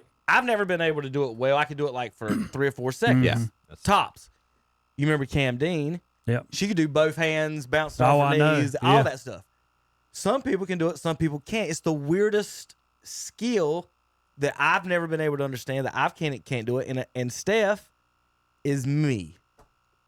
You ready to watch this? Yeah. This is funny. This is Team USA being asked if they can spin a basketball on their fingers. Do you know how to spin a ball on your finger? Steph Curry. So I can do a lot of things with a basketball. A lot of things. Try. LeBron. Ain't really my thing. But you can't do it. Drew Holiday can. Anthony Drew Davis said can. He didn't think you knew how. Come on, Drew. You know me better than that. You think all of your teammates Durant? for USAB can do it? Yeah. That is the one thing. See, like people that can do it in basketball, I don't see why you can't. And then like, this is Steph Curry, like you said. I can do a lot of things with basketball. That I cannot do. As a little kid, don't you just sit here and practice this all day? I try. I can give you like a half a second. This is what I can do. Right? Yeah, 1,000, that's me.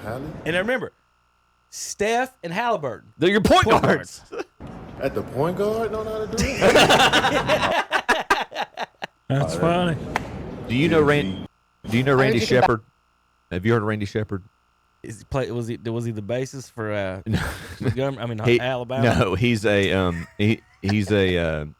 Christian Christian guy. I think he might have played basketball in college, but he goes around and does Christian missions, does like basketball camps and whatnot, and then does use basketball as like basically an evangelistic endeavor. He can spin a basketball on the tip of a toothbrush while brushing his teeth. There's people that are Bounce it off your knee? Who said that to you? That's Cam. That's good. You said. Should someone be able to know how to do this if they play basketball? No. You don't have to, but. There's your leader. Oh my gosh, that's the determining factor. Do you know how to spin a ball on your finger? No? I'll be the only guy on the team who can. Joel? That's sickening. We have more coordination than that. Do you feel like you should be able to as a basketball player? That's one of the most embarrassing things. Just me. You got me nervous even thinking about it. That's me. I swear. They're right there. It's the most frustrating thing ever. Watch around, just can't walk by. Now he'll she's be my doing neighbor. this all She summer. stand next to yeah. He'll be doing this all summer, He's so gonna next figure year it he can out. do it. Yeah. He threw up threes from the second row of the Coliseum, but he can't do that. All right, we'll be back in a few minutes. JP, sit up, stretch, do something. We're way behind. We'll be back. KTCBroadcast.com.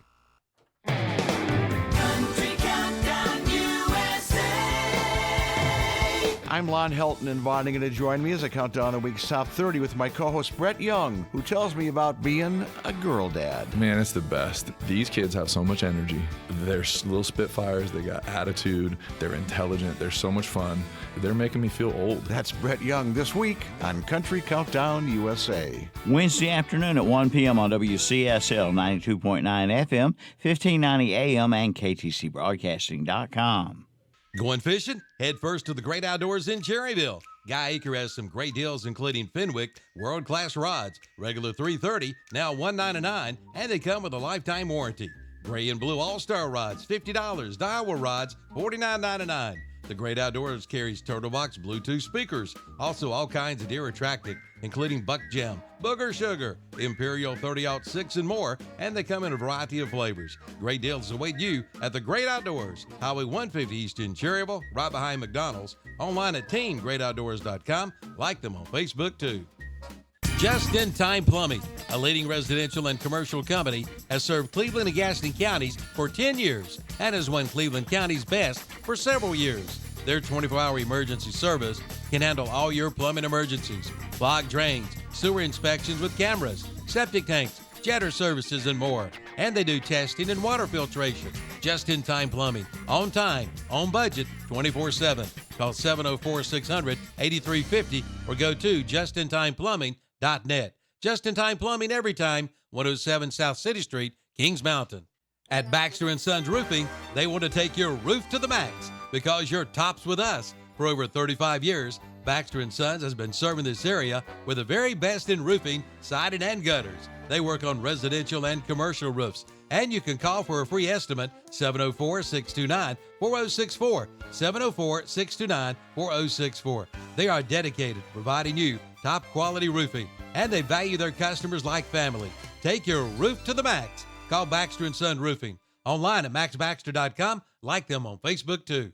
Drive it, own it, afford it. For only $2.99 a month at James River Equipment Company in Shelby. It's multiple choice. Take your pick from a John Deere 3032E tractor with a loader package. With 32 horsepower, it's perfect for loader work, mowing, leveling, digging, grading, and more. For just $2.99 a month. Or John Deere 1025R tractor with loader and backhoe. You spend more time working and less time switching equipment. Also $2.99 a month. For details, see James River Equipment Company, 703 North Post Road, Highway 180 North, Shelby.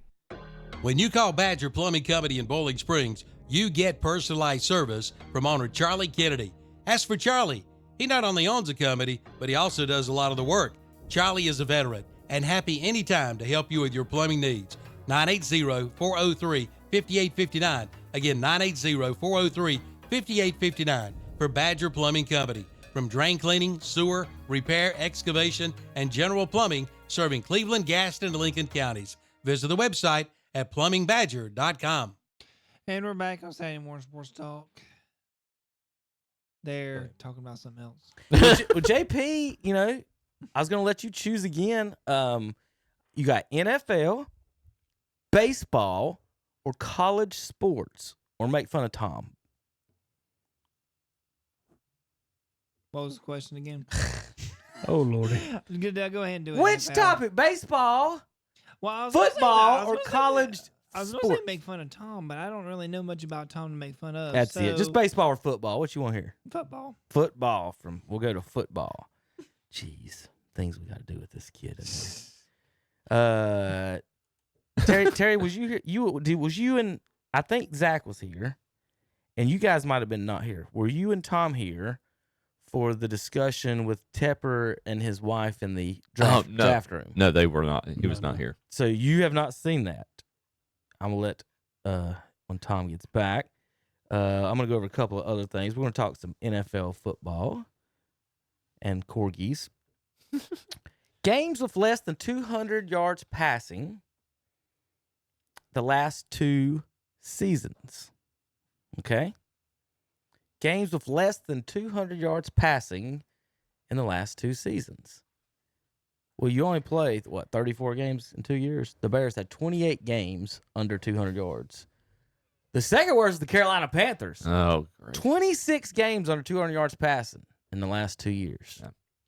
The best team, the Detroit Lions, have only had 5 games under 200 yards. Kansas City, only 6. Brownies in there at 16. Dallas at 9.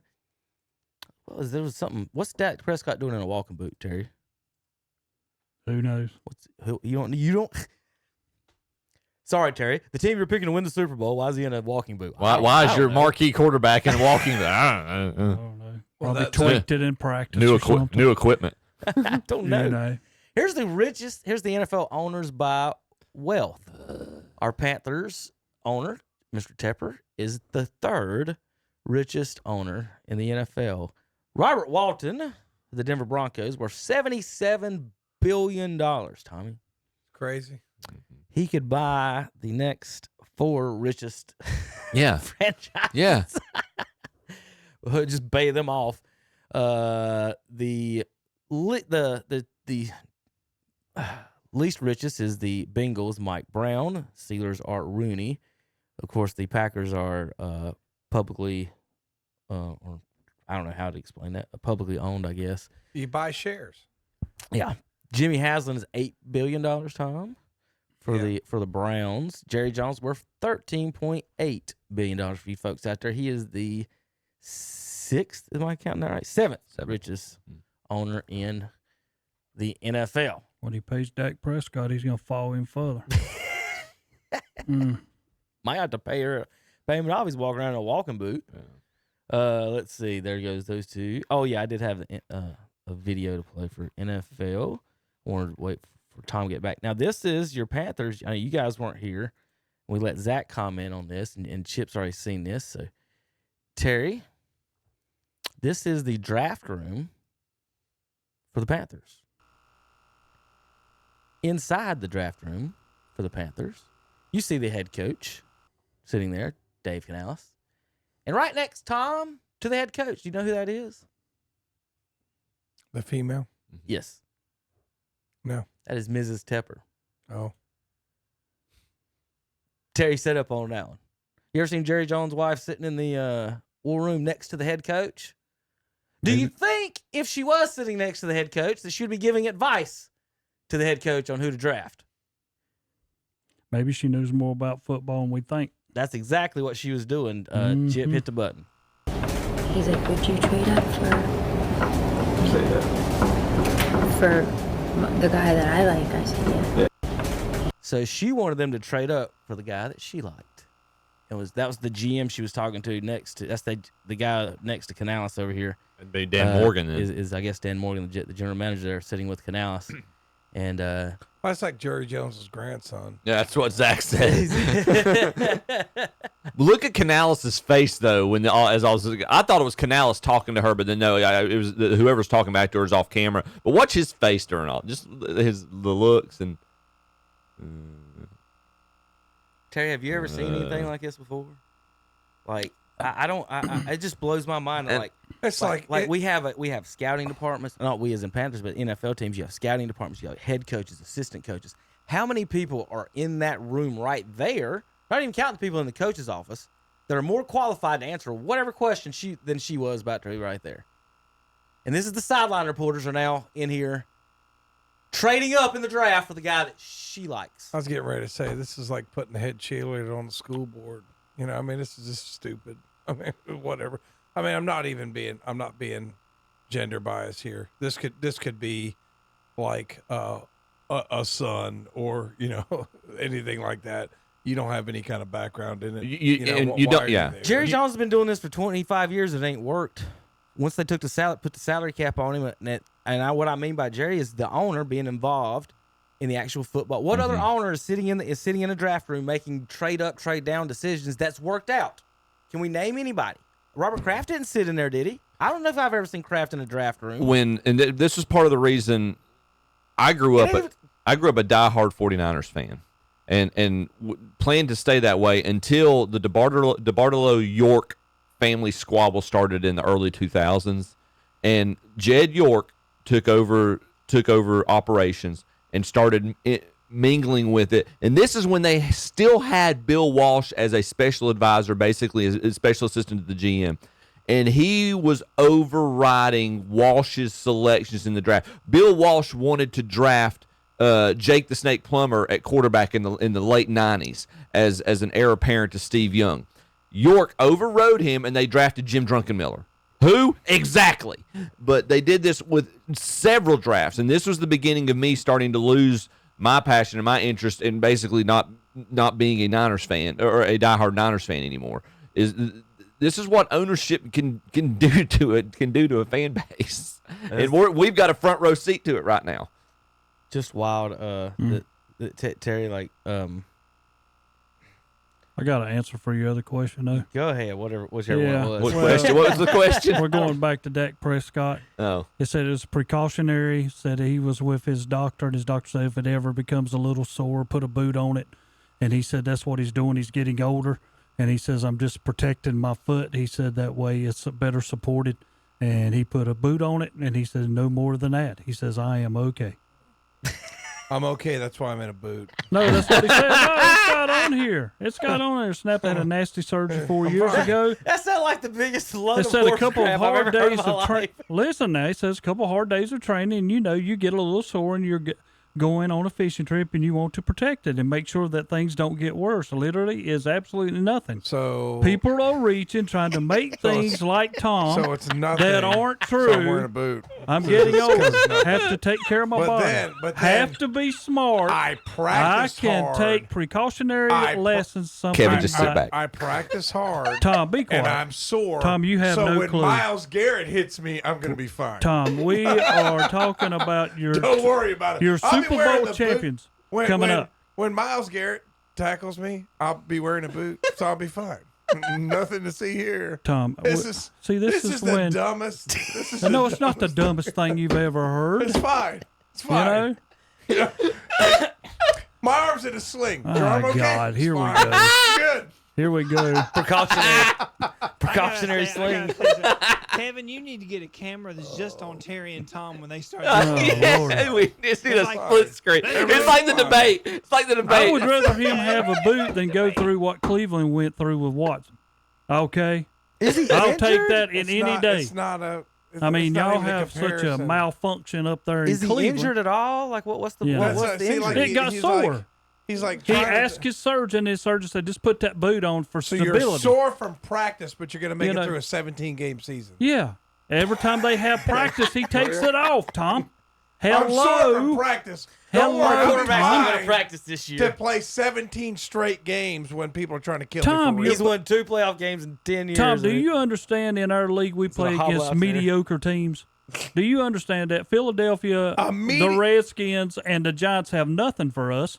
Never have since Dak's ever got there. Oh, my God. We trounce every one of them every year. Philadelphia's been to the Super Bowl since Dak's been there. How Well, about y'all? they've been there, and That's what the happened to them? stupidest thing. I mean, What this happened is, to 'em? it's just like Anyway, this is the stupidest. He's just rambling like in. Hey, Tom. I don't care. You play the worst team in football. It's more strenuous than a practice. oh lordy, Tom, come on. Hey, Tom. In a follow-up, in a follow-up question to that, they asked him about health care in the United States, and Dak answered and said, "We beat Medicare."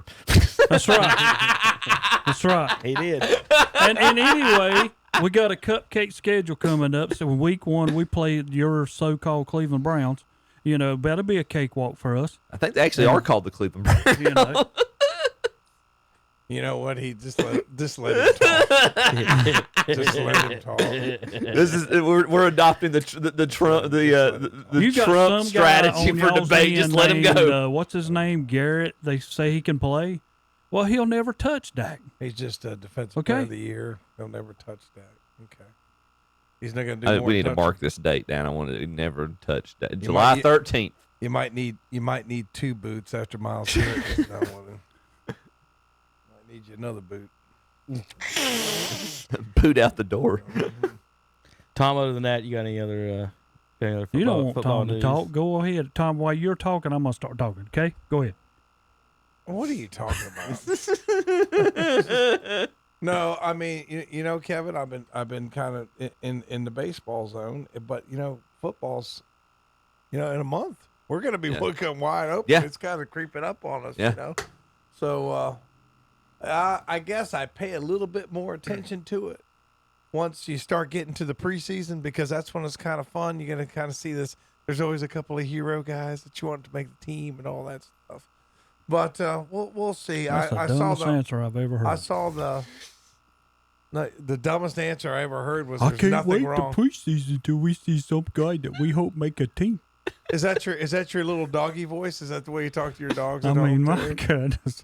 It is Come on. interesting, Terry. When you start falling in the preseason where you get to see the guys actually play. Terry sounds like, what's her name in Brady's roast talking about, I we mean, know that yeah, not real money. That's right. That's right. I mean, the preseason means nothing. All your stars are not playing anyway. Tom, Yeah, Terry. Tom, how old come were you? on. Was the last time someone mocked you in that voice like that? It's not 7, even. It's 8? like, why is he mocking anybody? That's what I'm saying. It's like, why is he mocking anybody's come on. intelligence? If you just sit there and listen to what he says, when he's mocking people's intelligence, I'm saying, like, it's kind of fun to actually see guys play rather than just sit here and talk about guys in boots. So we're going to shift a little bit over to college. College football, NCAA games coming out this week, Monday, for all you folks excited about that.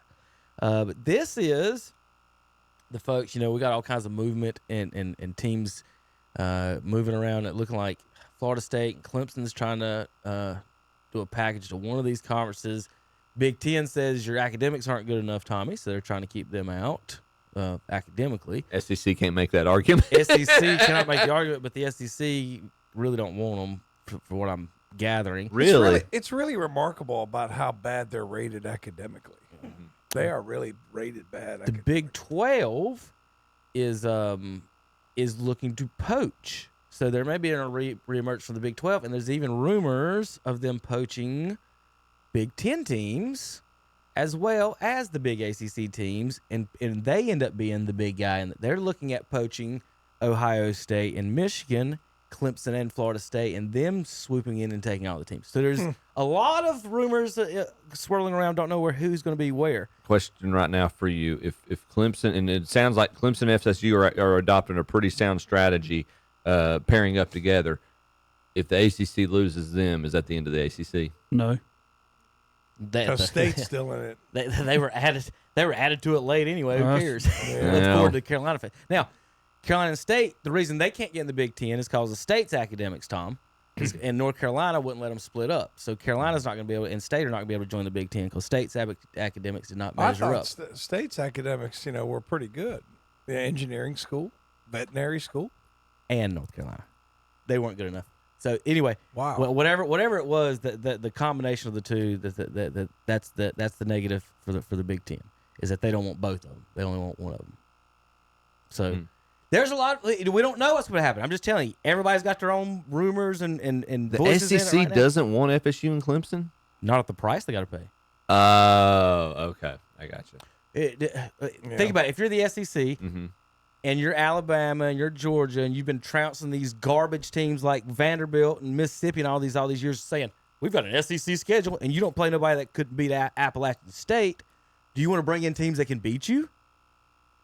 They would much rather have Georgia Tech come in. Well, much rather have NC State, North Carolina come in. They're bringing Texas and Oklahoma. Well, they're not going to beat Georgia. No. They got just as good of a chance as Florida State or Clemson. No, Texas is... Yeah, I mean that's it. in the With name the image people- Texas is back, though. I mean, with I the think people Texas that is back. Dabo can bring in and FSU with all the athletes they can have, they don't want those teams. Well, this is a guy that doesn't pay any attention to anything because Dabo's not bringing anybody in the I was about to transfer say, portal. I'm So, back to the point. why- I'm to he say does Dabo might bring already. people. Did you not see Dabo's comments on that? We might already have the high watermark of the Dabo Sweeney era. What was his new comments on the transfer portal? Dabo says he doesn't bring anybody in the transfer portal because they're not good enough to play at Clemson. I heard that. Yeah, but that's bullcrap. Because I'm just telling you what he said. That's just him being Terry Reinhardt and sticking to his stupid beliefs. You wait a couple. If you wait a couple years and don't take anybody in the transfer portal, they will be good enough to play Clemson football. And it's just adhering to because I said it. I don't ever realize what I say is stupid. Like he doesn't realize that. Like Michael Jordan's an average player type stupid comment. That you never like. Well, maybe I shouldn't have said that, but instead he doubles down on it. So he's doubling down on his stupidity. Well, and I'll make the argument that we've probably already seen the high watermark of the Dabo Sweeney era in Clemson. Probably. Yeah, because he doubles down on his own stupidity. Name, image, and likeness money is going to hurt some of these big name programs. You can't.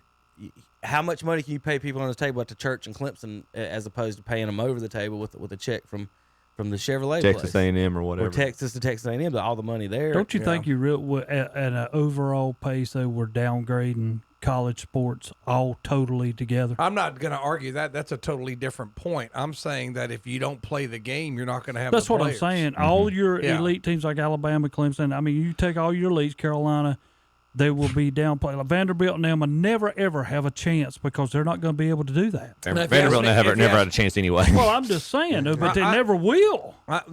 This college football did it to themselves. Because why should Dabo make $10 million and this guy gets a free cheeseburger and he's on the national news and kicked off the team? Yep. That's the problem. It's just like when Chase Young got in trouble about an airplane ticket for his girlfriend to come see a game, and you suspend him 2 games. Yeah. But you got all these executives making millions and millions of dollars. So including the NCAA. If you want to go on this, you should do it for the love of the game, son. Yeah. Then why is Dabo Sweeney making $10 million? You should just coach for the love of the game. Why are these NCAA officials making all this bank during the March Madness tournament? Why should these players? And a lot of these players come from very, very economically challenged Absolutely. backgrounds. So why should they get in trouble for having a slice of pizza and this guy's making $10 million? If you do not think, though, it makes a difference. It does. I'm not saying it doesn't. I'm just saying when you talk about Saban and people like that who are coaches, think of all millions and millions. Think of all the players that have left Alabama since he's not the coach now. Or you're trying to say he makes a difference? He does make a difference. He does make a difference. That's why they go there, because they want somebody like that. They're looking for a. So he's riding the perfect timing of this. Yes. Yeah. Here. He rode the wave of the old system, and so did Dabo, of the behind the scenes pay behind the scenes recruiting type thing. Now that you had to do it above where everybody can see and it's equal, now we're retiring. Now our team's not as good. Now we're getting out of here. And the guys that's replacing him in Alabama can't recruit on the same thing that Saban was. Not that he's Saban. They can't come in here and say, come play Alabama and be the champion. Come wear the ugliest uniforms in sports. Come down here to Tuscaloosa, Alabama. Because they used to pay under the table and get people that way.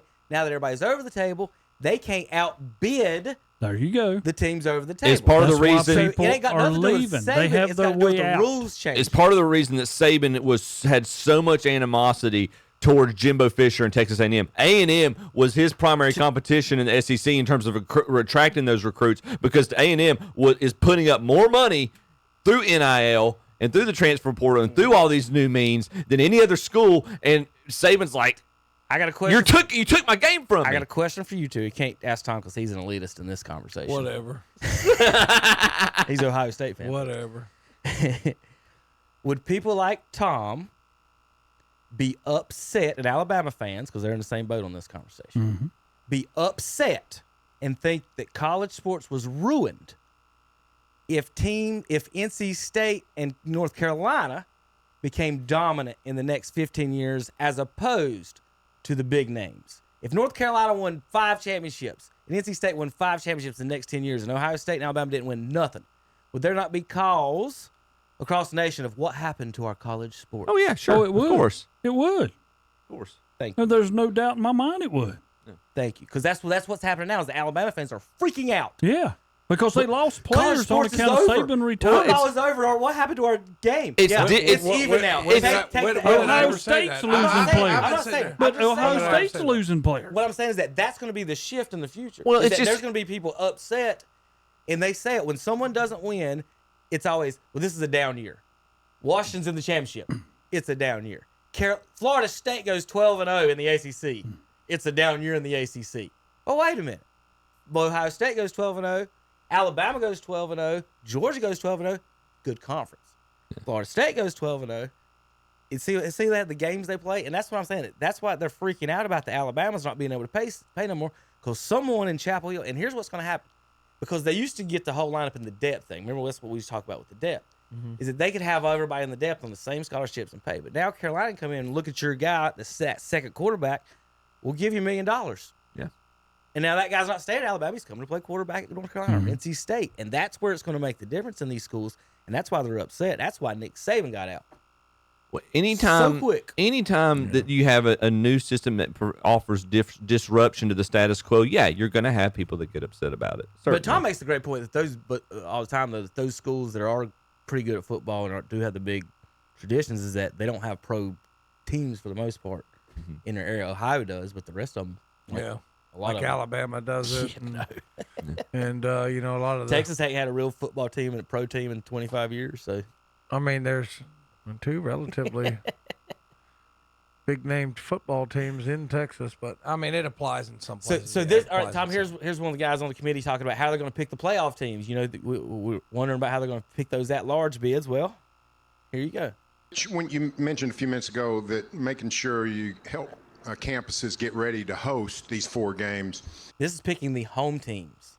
Is what he's talking about. Is how do you pick the host teams in these games? Outside of the quick turnaround, 2 weeks that you're hosting, what does a campus need to host a playoff game that they wouldn't have for an October conference game? Yeah, that's a great question. Now, Terry, can I not earn a home game? Like if Appalachian, so are you telling me if Appalachian gets 13-0, puts everybody good teams on the schedule, so we play 4 teams, we beat 4 top 10 teams, we go undefeated, we ranked, we win the championship.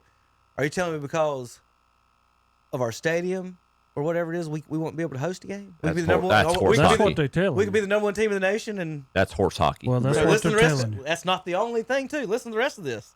So there's a lot of factors that are going to go into this. Weather is going to be a factor that they're going to have to consider because this game is going to be later in the year, in the winter than they normally were.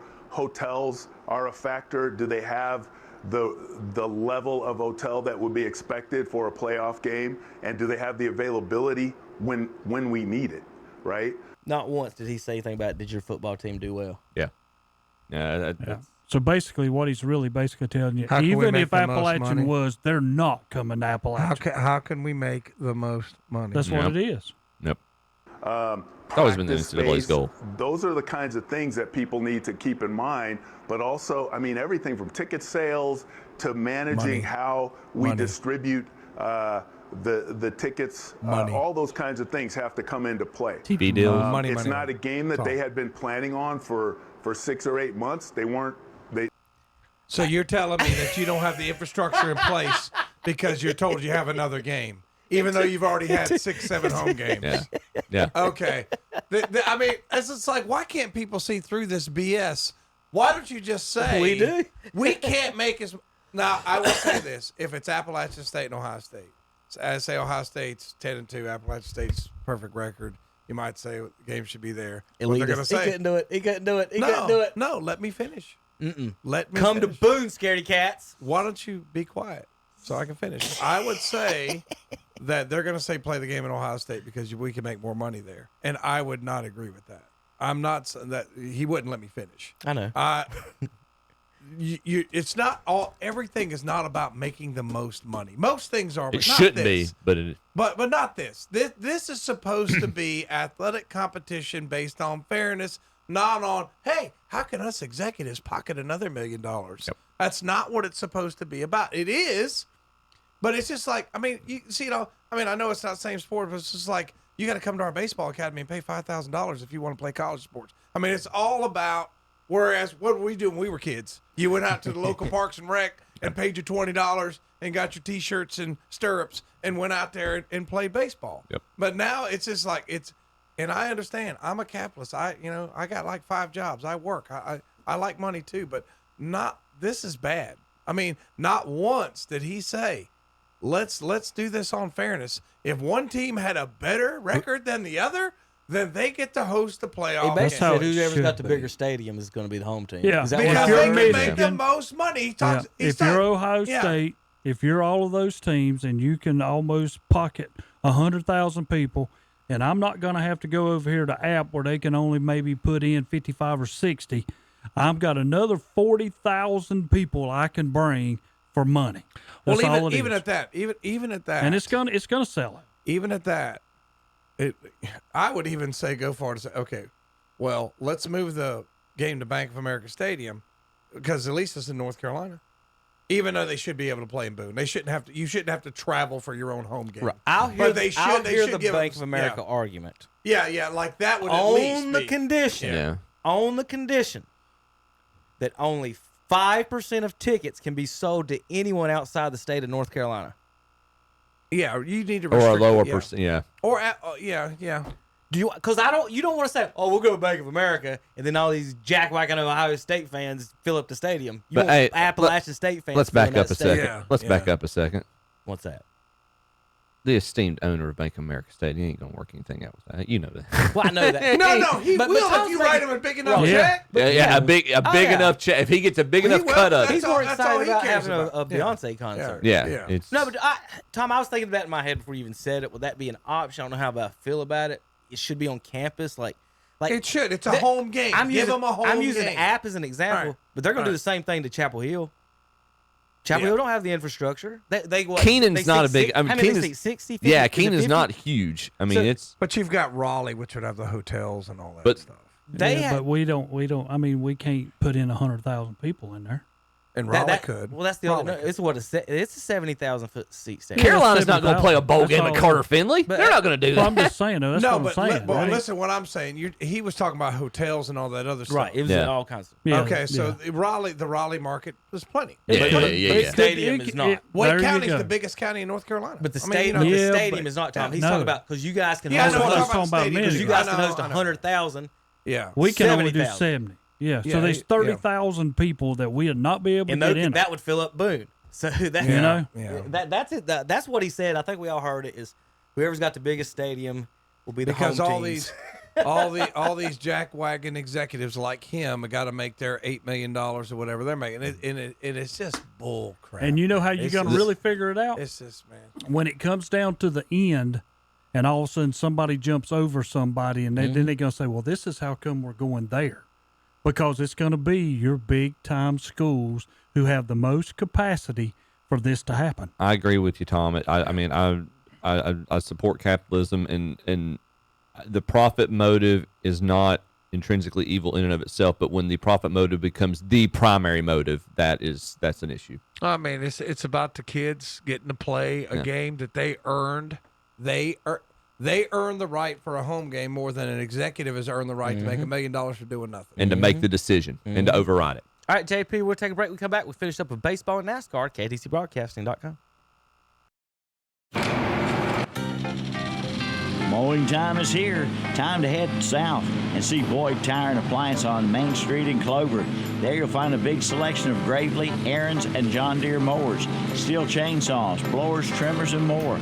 Also appliances and tires. Right now, get 0% financing for up to 48 months on a new Gravely zero-turn mower. And check out the deals on John Deere tractors and zero-turn mowers at Boyd Tire and Appliance, 110 North Main Street in Clover.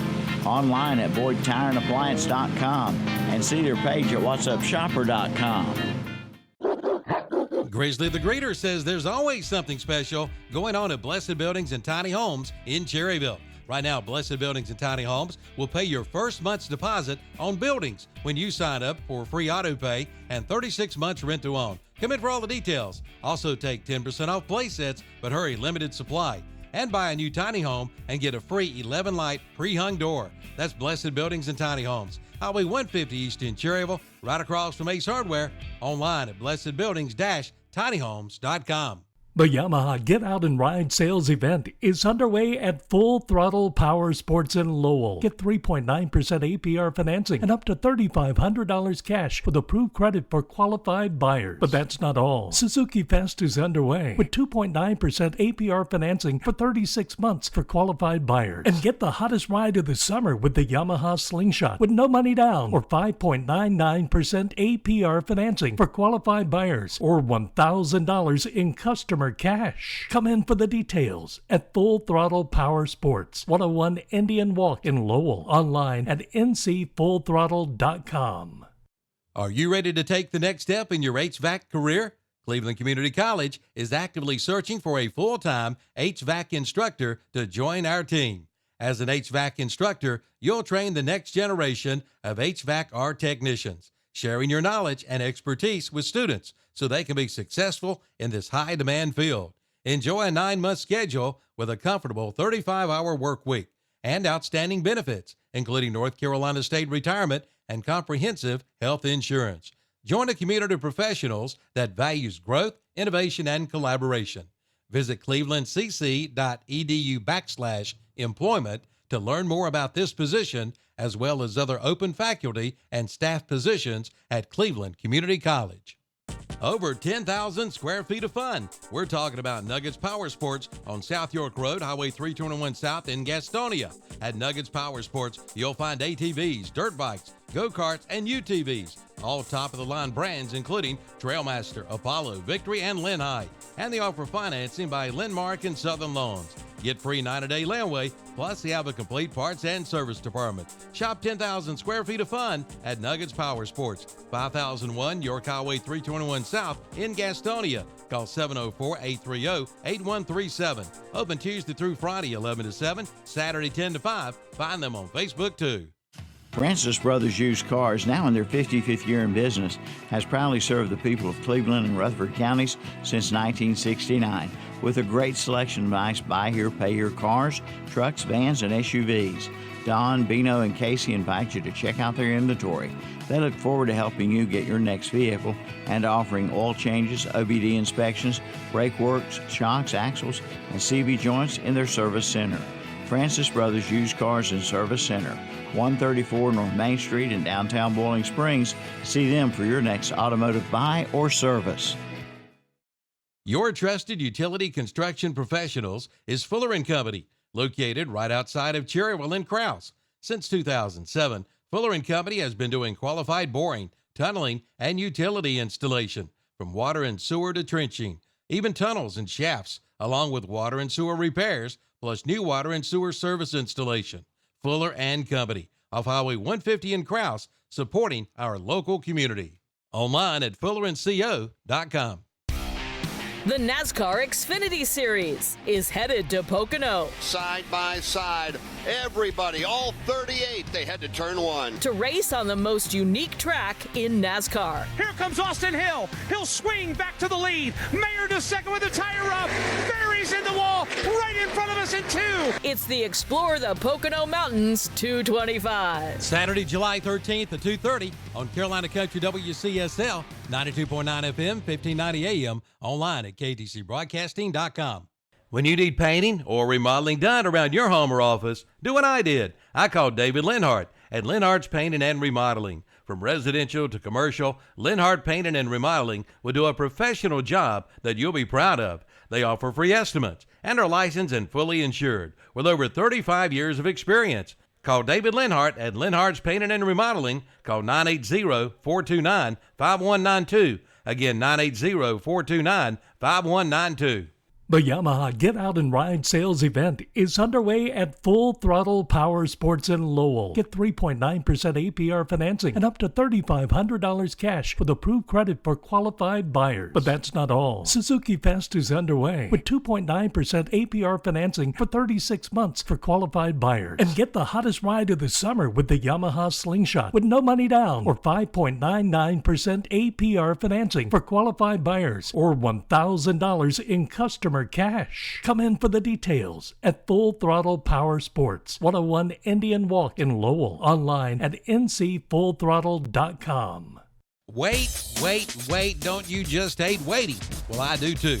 That's why I go to Alray Tire Center, where I get in and out service and check out some of their springtime specials, like alternator service starting at $79.95, an oil change starting at $47.99, brakes starting at $125 per axle, and they have great prices on tires, and most sizes are in stock, so you don't have to wait.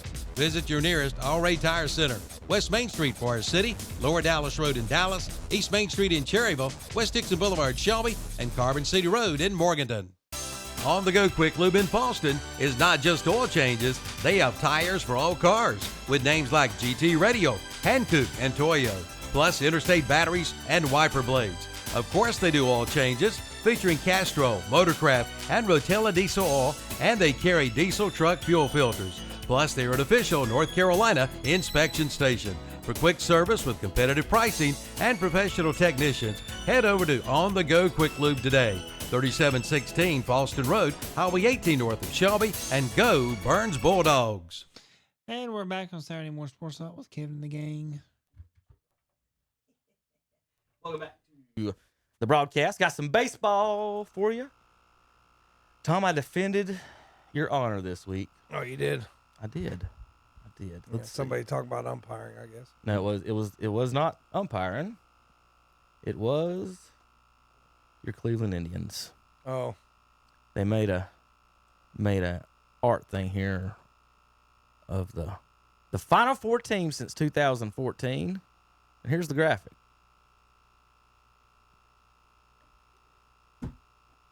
"2016, who made the Final Four?" I don't think that's accurate. Oh, yeah. I see Blue Jays, Cubs, Dodgers, and who the hell's the G Flyers? Tom, they were replacing the Chief Wahoo in history. That was the Indians in 2016, wasn't it? Yep, it was. Alternate history. God, they even took him off the thing. So I defended your honor and said I don't believe the Guardians won it in 2016. Don't believe they were in existence at that point. Terry, here's a former, and I'm not going to name the name, local product complaining about youth umpires' strike zone. And I don't think there's anything wrong with this call. That's definitely a Tom strike. Yeah, I like Yeah, that. well, he wasn't. He squatched a little bit, so it widens it. So he takes a strike, takes another strike. Oh no, that might have been kind of high. That's a little that might have been kind of high. Well, but swing the bat, young man. Well, again, that's what. I'm gonna go back to the first. Let's go look real quick. So ball one. That was, that's two definitely out of the range. all right, I'm starting over. All right, here we go. Ball one's high. Oh yeah, y'all are looking at. I'm over here looking at the good screen. Let me make that smaller for you, so you can see. There you go. All right. This is called a strike. Tears the catcher's head out of the strike zone. Like they're saying it's high, and I know at some point in baseball we quit calling balls above the belt. Yeah. But that's belly button high. Catcher is hitting the catcher in the eyes. To argue and put this on the internet to say and be upset about this being a strike is weird to me. Yeah. Especially that's strike one. So coach and player didn't like that. Go well. I think the catcher framed that a little bit, brought the glove down just a hair when he caught it, but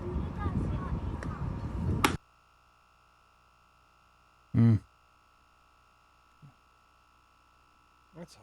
yeah, that's. I mean, but Again, They're borderline, but it's not worth posting about. Again, where's the strike zone supposed to be, Tom? below the armpit. Okay. That's a strike. See, but his reaction to the first one got the second one called on him. And Tom, you're an umpire. Terry, you're an umpire. If the catcher's sitting right down the middle and the ball is caught left of his face, like right here, And to argue that it's high, right? I mean, is this catcher 7 foot tall? What are we talking about? Like, your guy's squatted down. Look how far he's squatted down in the batter's box. Also, and that's called a ball. That was above. I agree with all the calls so far.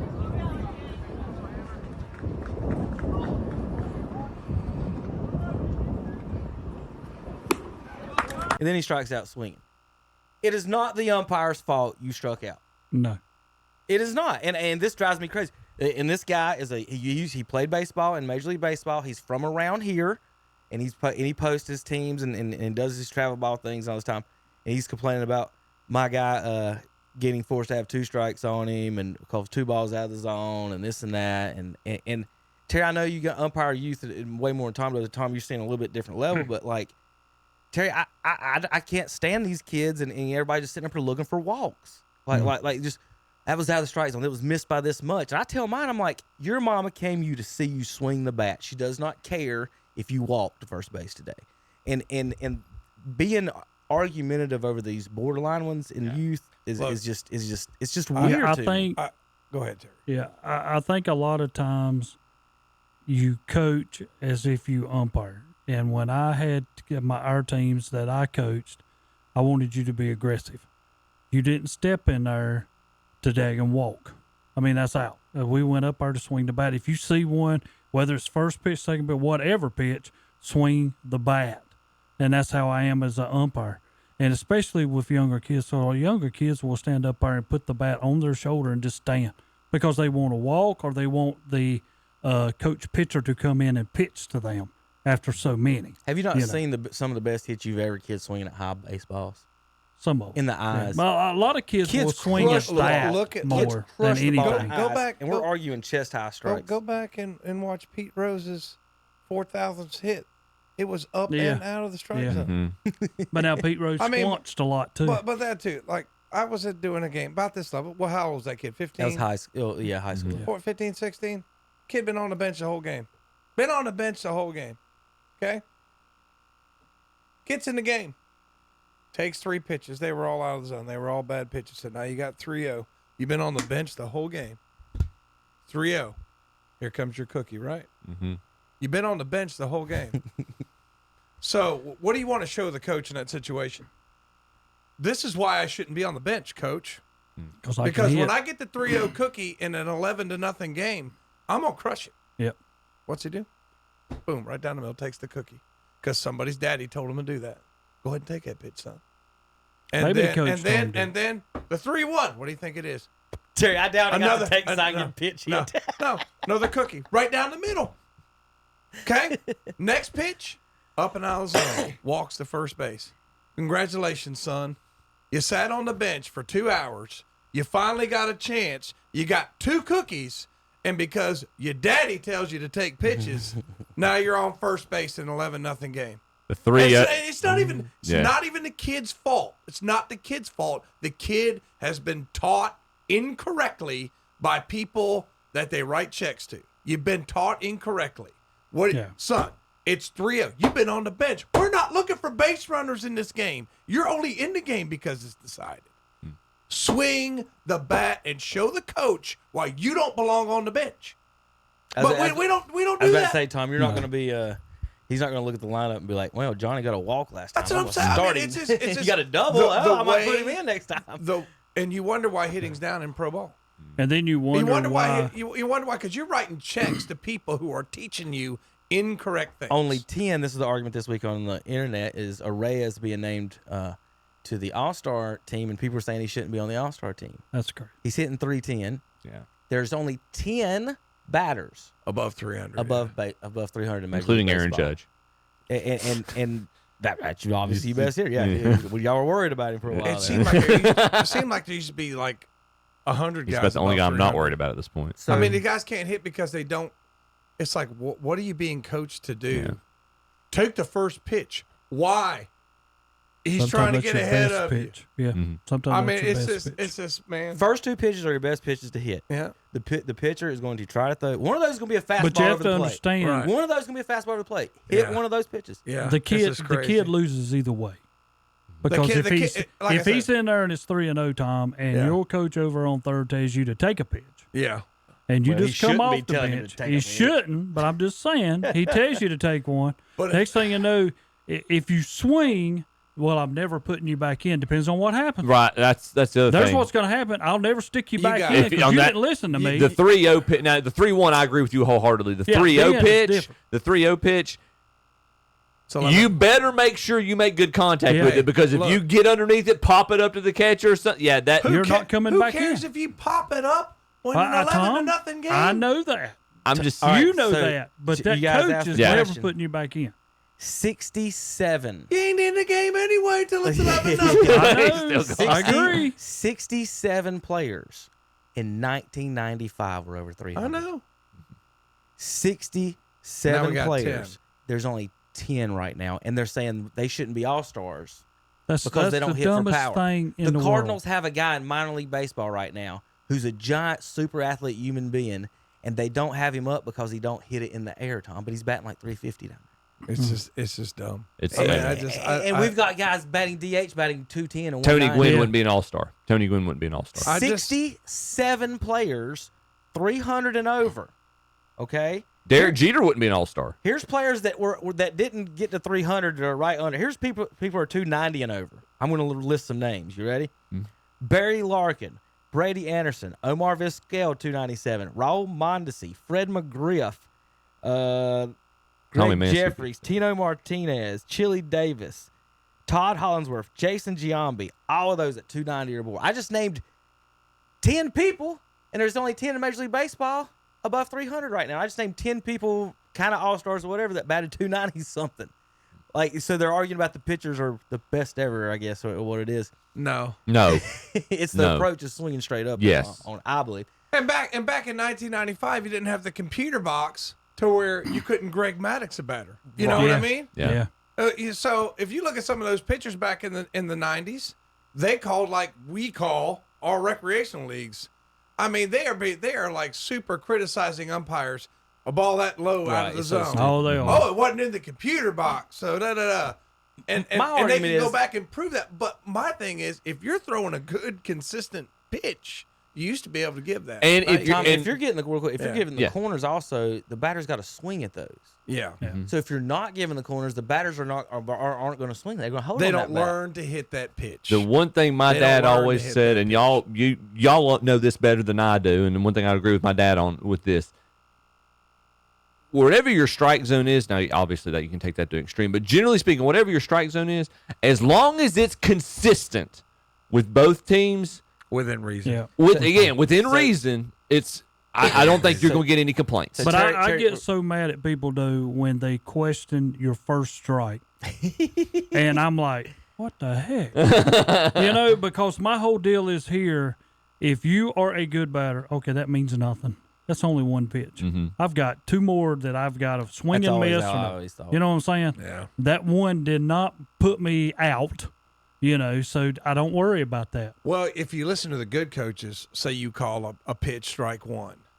A good coach will say, flush it, only takes one. That's right. You know what I mean? I mean, it's like you're not going to sit there and dwell on that pitch. I'm glad you said that. We had a coach, and I'll say the name of the team, Chatham Central. I've done lost my chance. But when he walks around, and that's how he taught his kids. He's got a necklace hanging on him, and if there's something that didn't work, he'll take it and wave it. It's a toilet. He said, flush it. Yep, that's what he'd do. He'd go flush it. It means nothing. That's only one. So I got a good drill for you youth coaches out there. And this is what I do with mine is they'll have 20 or 24 baseballs in the bucket, right? And I've got the machine out there and I shoot them at them. And I tell them, you swing at everything. And every pitch that they take, I throw a ball out of the bucket. So not only do they take that pitch and don't get to hit that pitch, they lose another one. Yeah. Mm-hmm. Yeah. So you got 24 baseballs. If you want to hit today, you better swing 24 times. If you don't, you can take as many pitches as you want. But every one you take, I'm going to throw them. And I'll sit there and throw the You're only going to get 12 if you don't swing. Right. You don't and they lose them real quick. So that'll teach them real quick. You better swing the baseball bat. I had a good – I keep up on my stats. That's one of my stats that I do keep is strikeouts looking as opposed to swinging. So I do know, hey, you looked at this. You weren't this is my deal. I want you swinging on these. And I've got the kids that don't. Austin's, and I said this about Phillip. He didn't strike out all year until Phillip gave that. My lefties, Tom, 5 lefties in my lineup all struck out on outside strikes. They're that far out. None of my righties struck out. Every single one of my lefties in their first at bat. And I looked at it, I was like, I think Phillip's giving that outside corner there, boys. I see. Because Austin is he's going to be the one that's going to swing. So when he struck out looking, I was like, it's outside. But I didn't say nothing to Phillip. It's kind of like that goes back to that video clip. Even though those pitches are high, they're over the plate. Right. Yeah. Yes. Correct. Yes. All right. So Paul Skeens, you see this? Oh, gracious! I'm telling you, 99 pitches. He was taken out.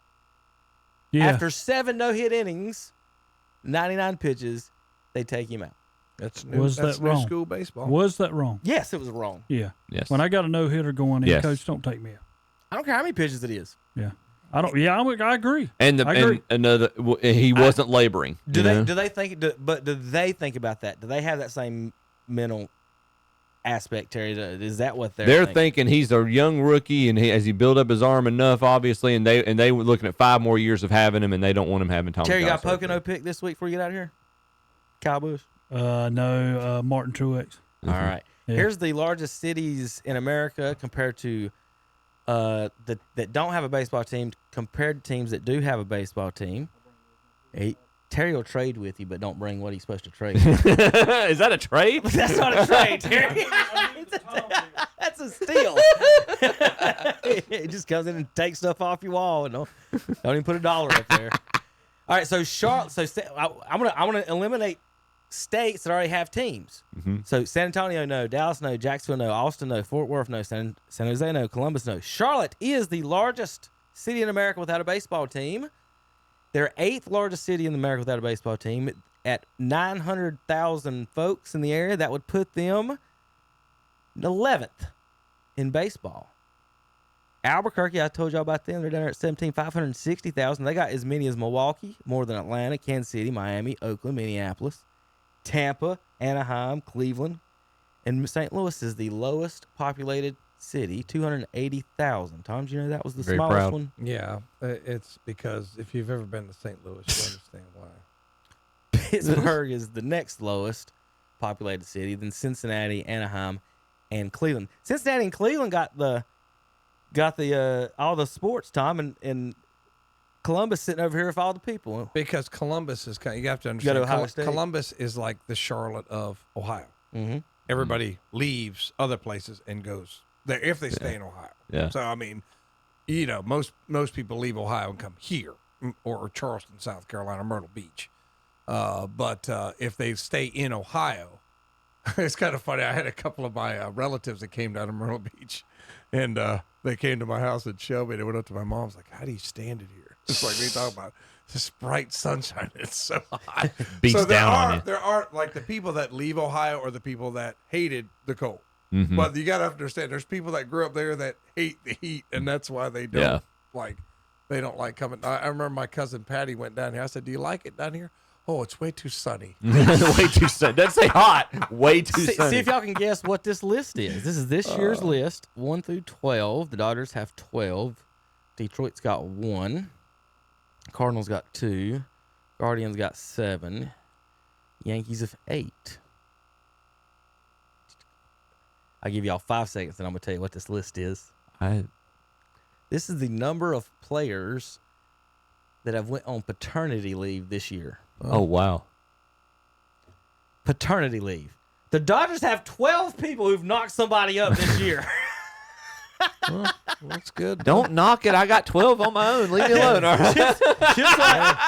Chip has more than the Marlins, the Angels, the Cardinals, and the Tigers. Wait till September. You can move me up the next row there. Oh, are you expecting? Number 5's on the way. Oh my gosh! Congratulations. Thank you. We're done. We got our starting 5. We're done. A reporter once asked Ricky Henderson if Ken Caminiti's estimate of 50% of Major League players were taking steroids was accurate. Ricky responded, "Well, Ricky's not one of them, so that's 49% right there."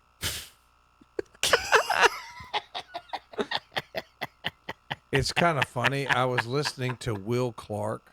I just saved that one for There was Zach. a podcast with Will Clark, and he was talking about Ricky Henderson. He said he loved it while Ricky got on first base because he was so funny. Mhm. And he always referred to himself in third person like that. Like, he goes, they weren't letting him steal because it's like a spring game or something. Mhm. They were working on something. I can't remember what it was. He's like, come on, Will. Ricky wants to go to second. And he's like, Will's like, come on, Ricky. Contact with the rubber. Go to second. It was fun. Tom, is this legal? What? It's farting on the ball? No, have you not seen Caps? You've and this shown this stupid before. thing. You've shown this Okay, before, I didn't know if I did or not. I saw this the other You've night. shown this before. Does he start in contact with the pitcher's plate? But what I don't understand is it seems like you would lose the push. Like, I'm not sure what the advantage is. So That's putting a lot of strain on the arm, I feel like. Since it's like on the like there's the rule book. That's like a hole in the rule book. But, you know what I mean? But It here's doesn't my really question. address I don't that. think there is, because here's why. Does it say he must be in contact when the ball is delivered or when the delivery begins? To me, this almost just like a basketball thing. Okay, so the rule is you're supposed to be in contact with the ball, right? With the rubber, right? That's a rule. So technically, this is a step, is it not? He's getting closer, Yeah. to them. I guess that's Because the other advantage. foot has not landed. Yeah. This is an extra step. Would he be allowed to go 3 inches forward and throw to home? So why is he allowed to go 12 inches forward and throw to home? Or even, Is my that's more than 12. That's 2 feet. Right, that's what I'm saying. So, like, you wouldn't allow a pitcher to just take a quick like 3-inch quick step towards home with that right foot, and as opposed to jumping off of it. So I do not know why they allow. I was about to say that falls right in at line all. with me with Nestor Cortez's hesitation stuff. I mean, they just It's need just to, stupid. If the rule's not clear, it'd be easy. The foot must be in contact with the pitcher's plate when the pitch is delivered. Yeah. Why I don't get why they don't just throw the pitch. You're admitting your pitches aren't any good, But or you know. that's just like that's what I get frustrated with. Just play baseball. Just play baseball. I mean, it's just they're all doing this stupid stuff. It's just play baseball. All right, I've got a bunch of other funny stuff. I'll just wait till next week to get to with Terry and some NASCAR stuff. I do the best idea of the week this week, Tom. I'll see if you agree. Jose Canseco says there should be a home run derby for retired players. Yeah, that's actually That's not a bad idea. That's actually not an insane thing like you. Would it include that Would it include that one guy? Yes, that's what he wants to destroy him. Yeah. Well, how embarrassing would it be if Alex Rodriguez came and beat him? It would be so funny. Yeah, screwed your wife and beat you in a home run derby. That way you might not recover from that. Jose is pretty clear about how far he can hit a baseball right now, and it's really, really far. Tom, here's my real quick defending. It wasn't me as another guy defending Chief Yahoo or Chief Wahoo here. That's awesome. Somebody calling. There's somebody on the same post I was on. Yeah. That was something else. All right. We'll talk. We'll see you guys next week. Legion Baseball. Shelby has made the state playoffs. Cheryl's in the state Congratulations, playoffs. Coach They Ruff, start Coach Wellman, next Coach Isakovic. Saturday. Next Saturday, we'll have coverage. Shelby and Cheryl. Cheryl plays the late game. We'll let you know when Shelby plays next Saturday. Shelby does play tomorrow in the finals. We don't know. I don't know who they're playing yet. I know it happened last night, so I don't have the final on that one. But they are playing the finals beginning tomorrow. We'll have coverage of Shelby and whoever that was. All right, guys, we'll see you next week. Today, don't forget NASCAR racing this weekend from Pocono, 92.9 FM. You're listening to it, kdcbroadcasting.com. The Great Gas Card Giveaway.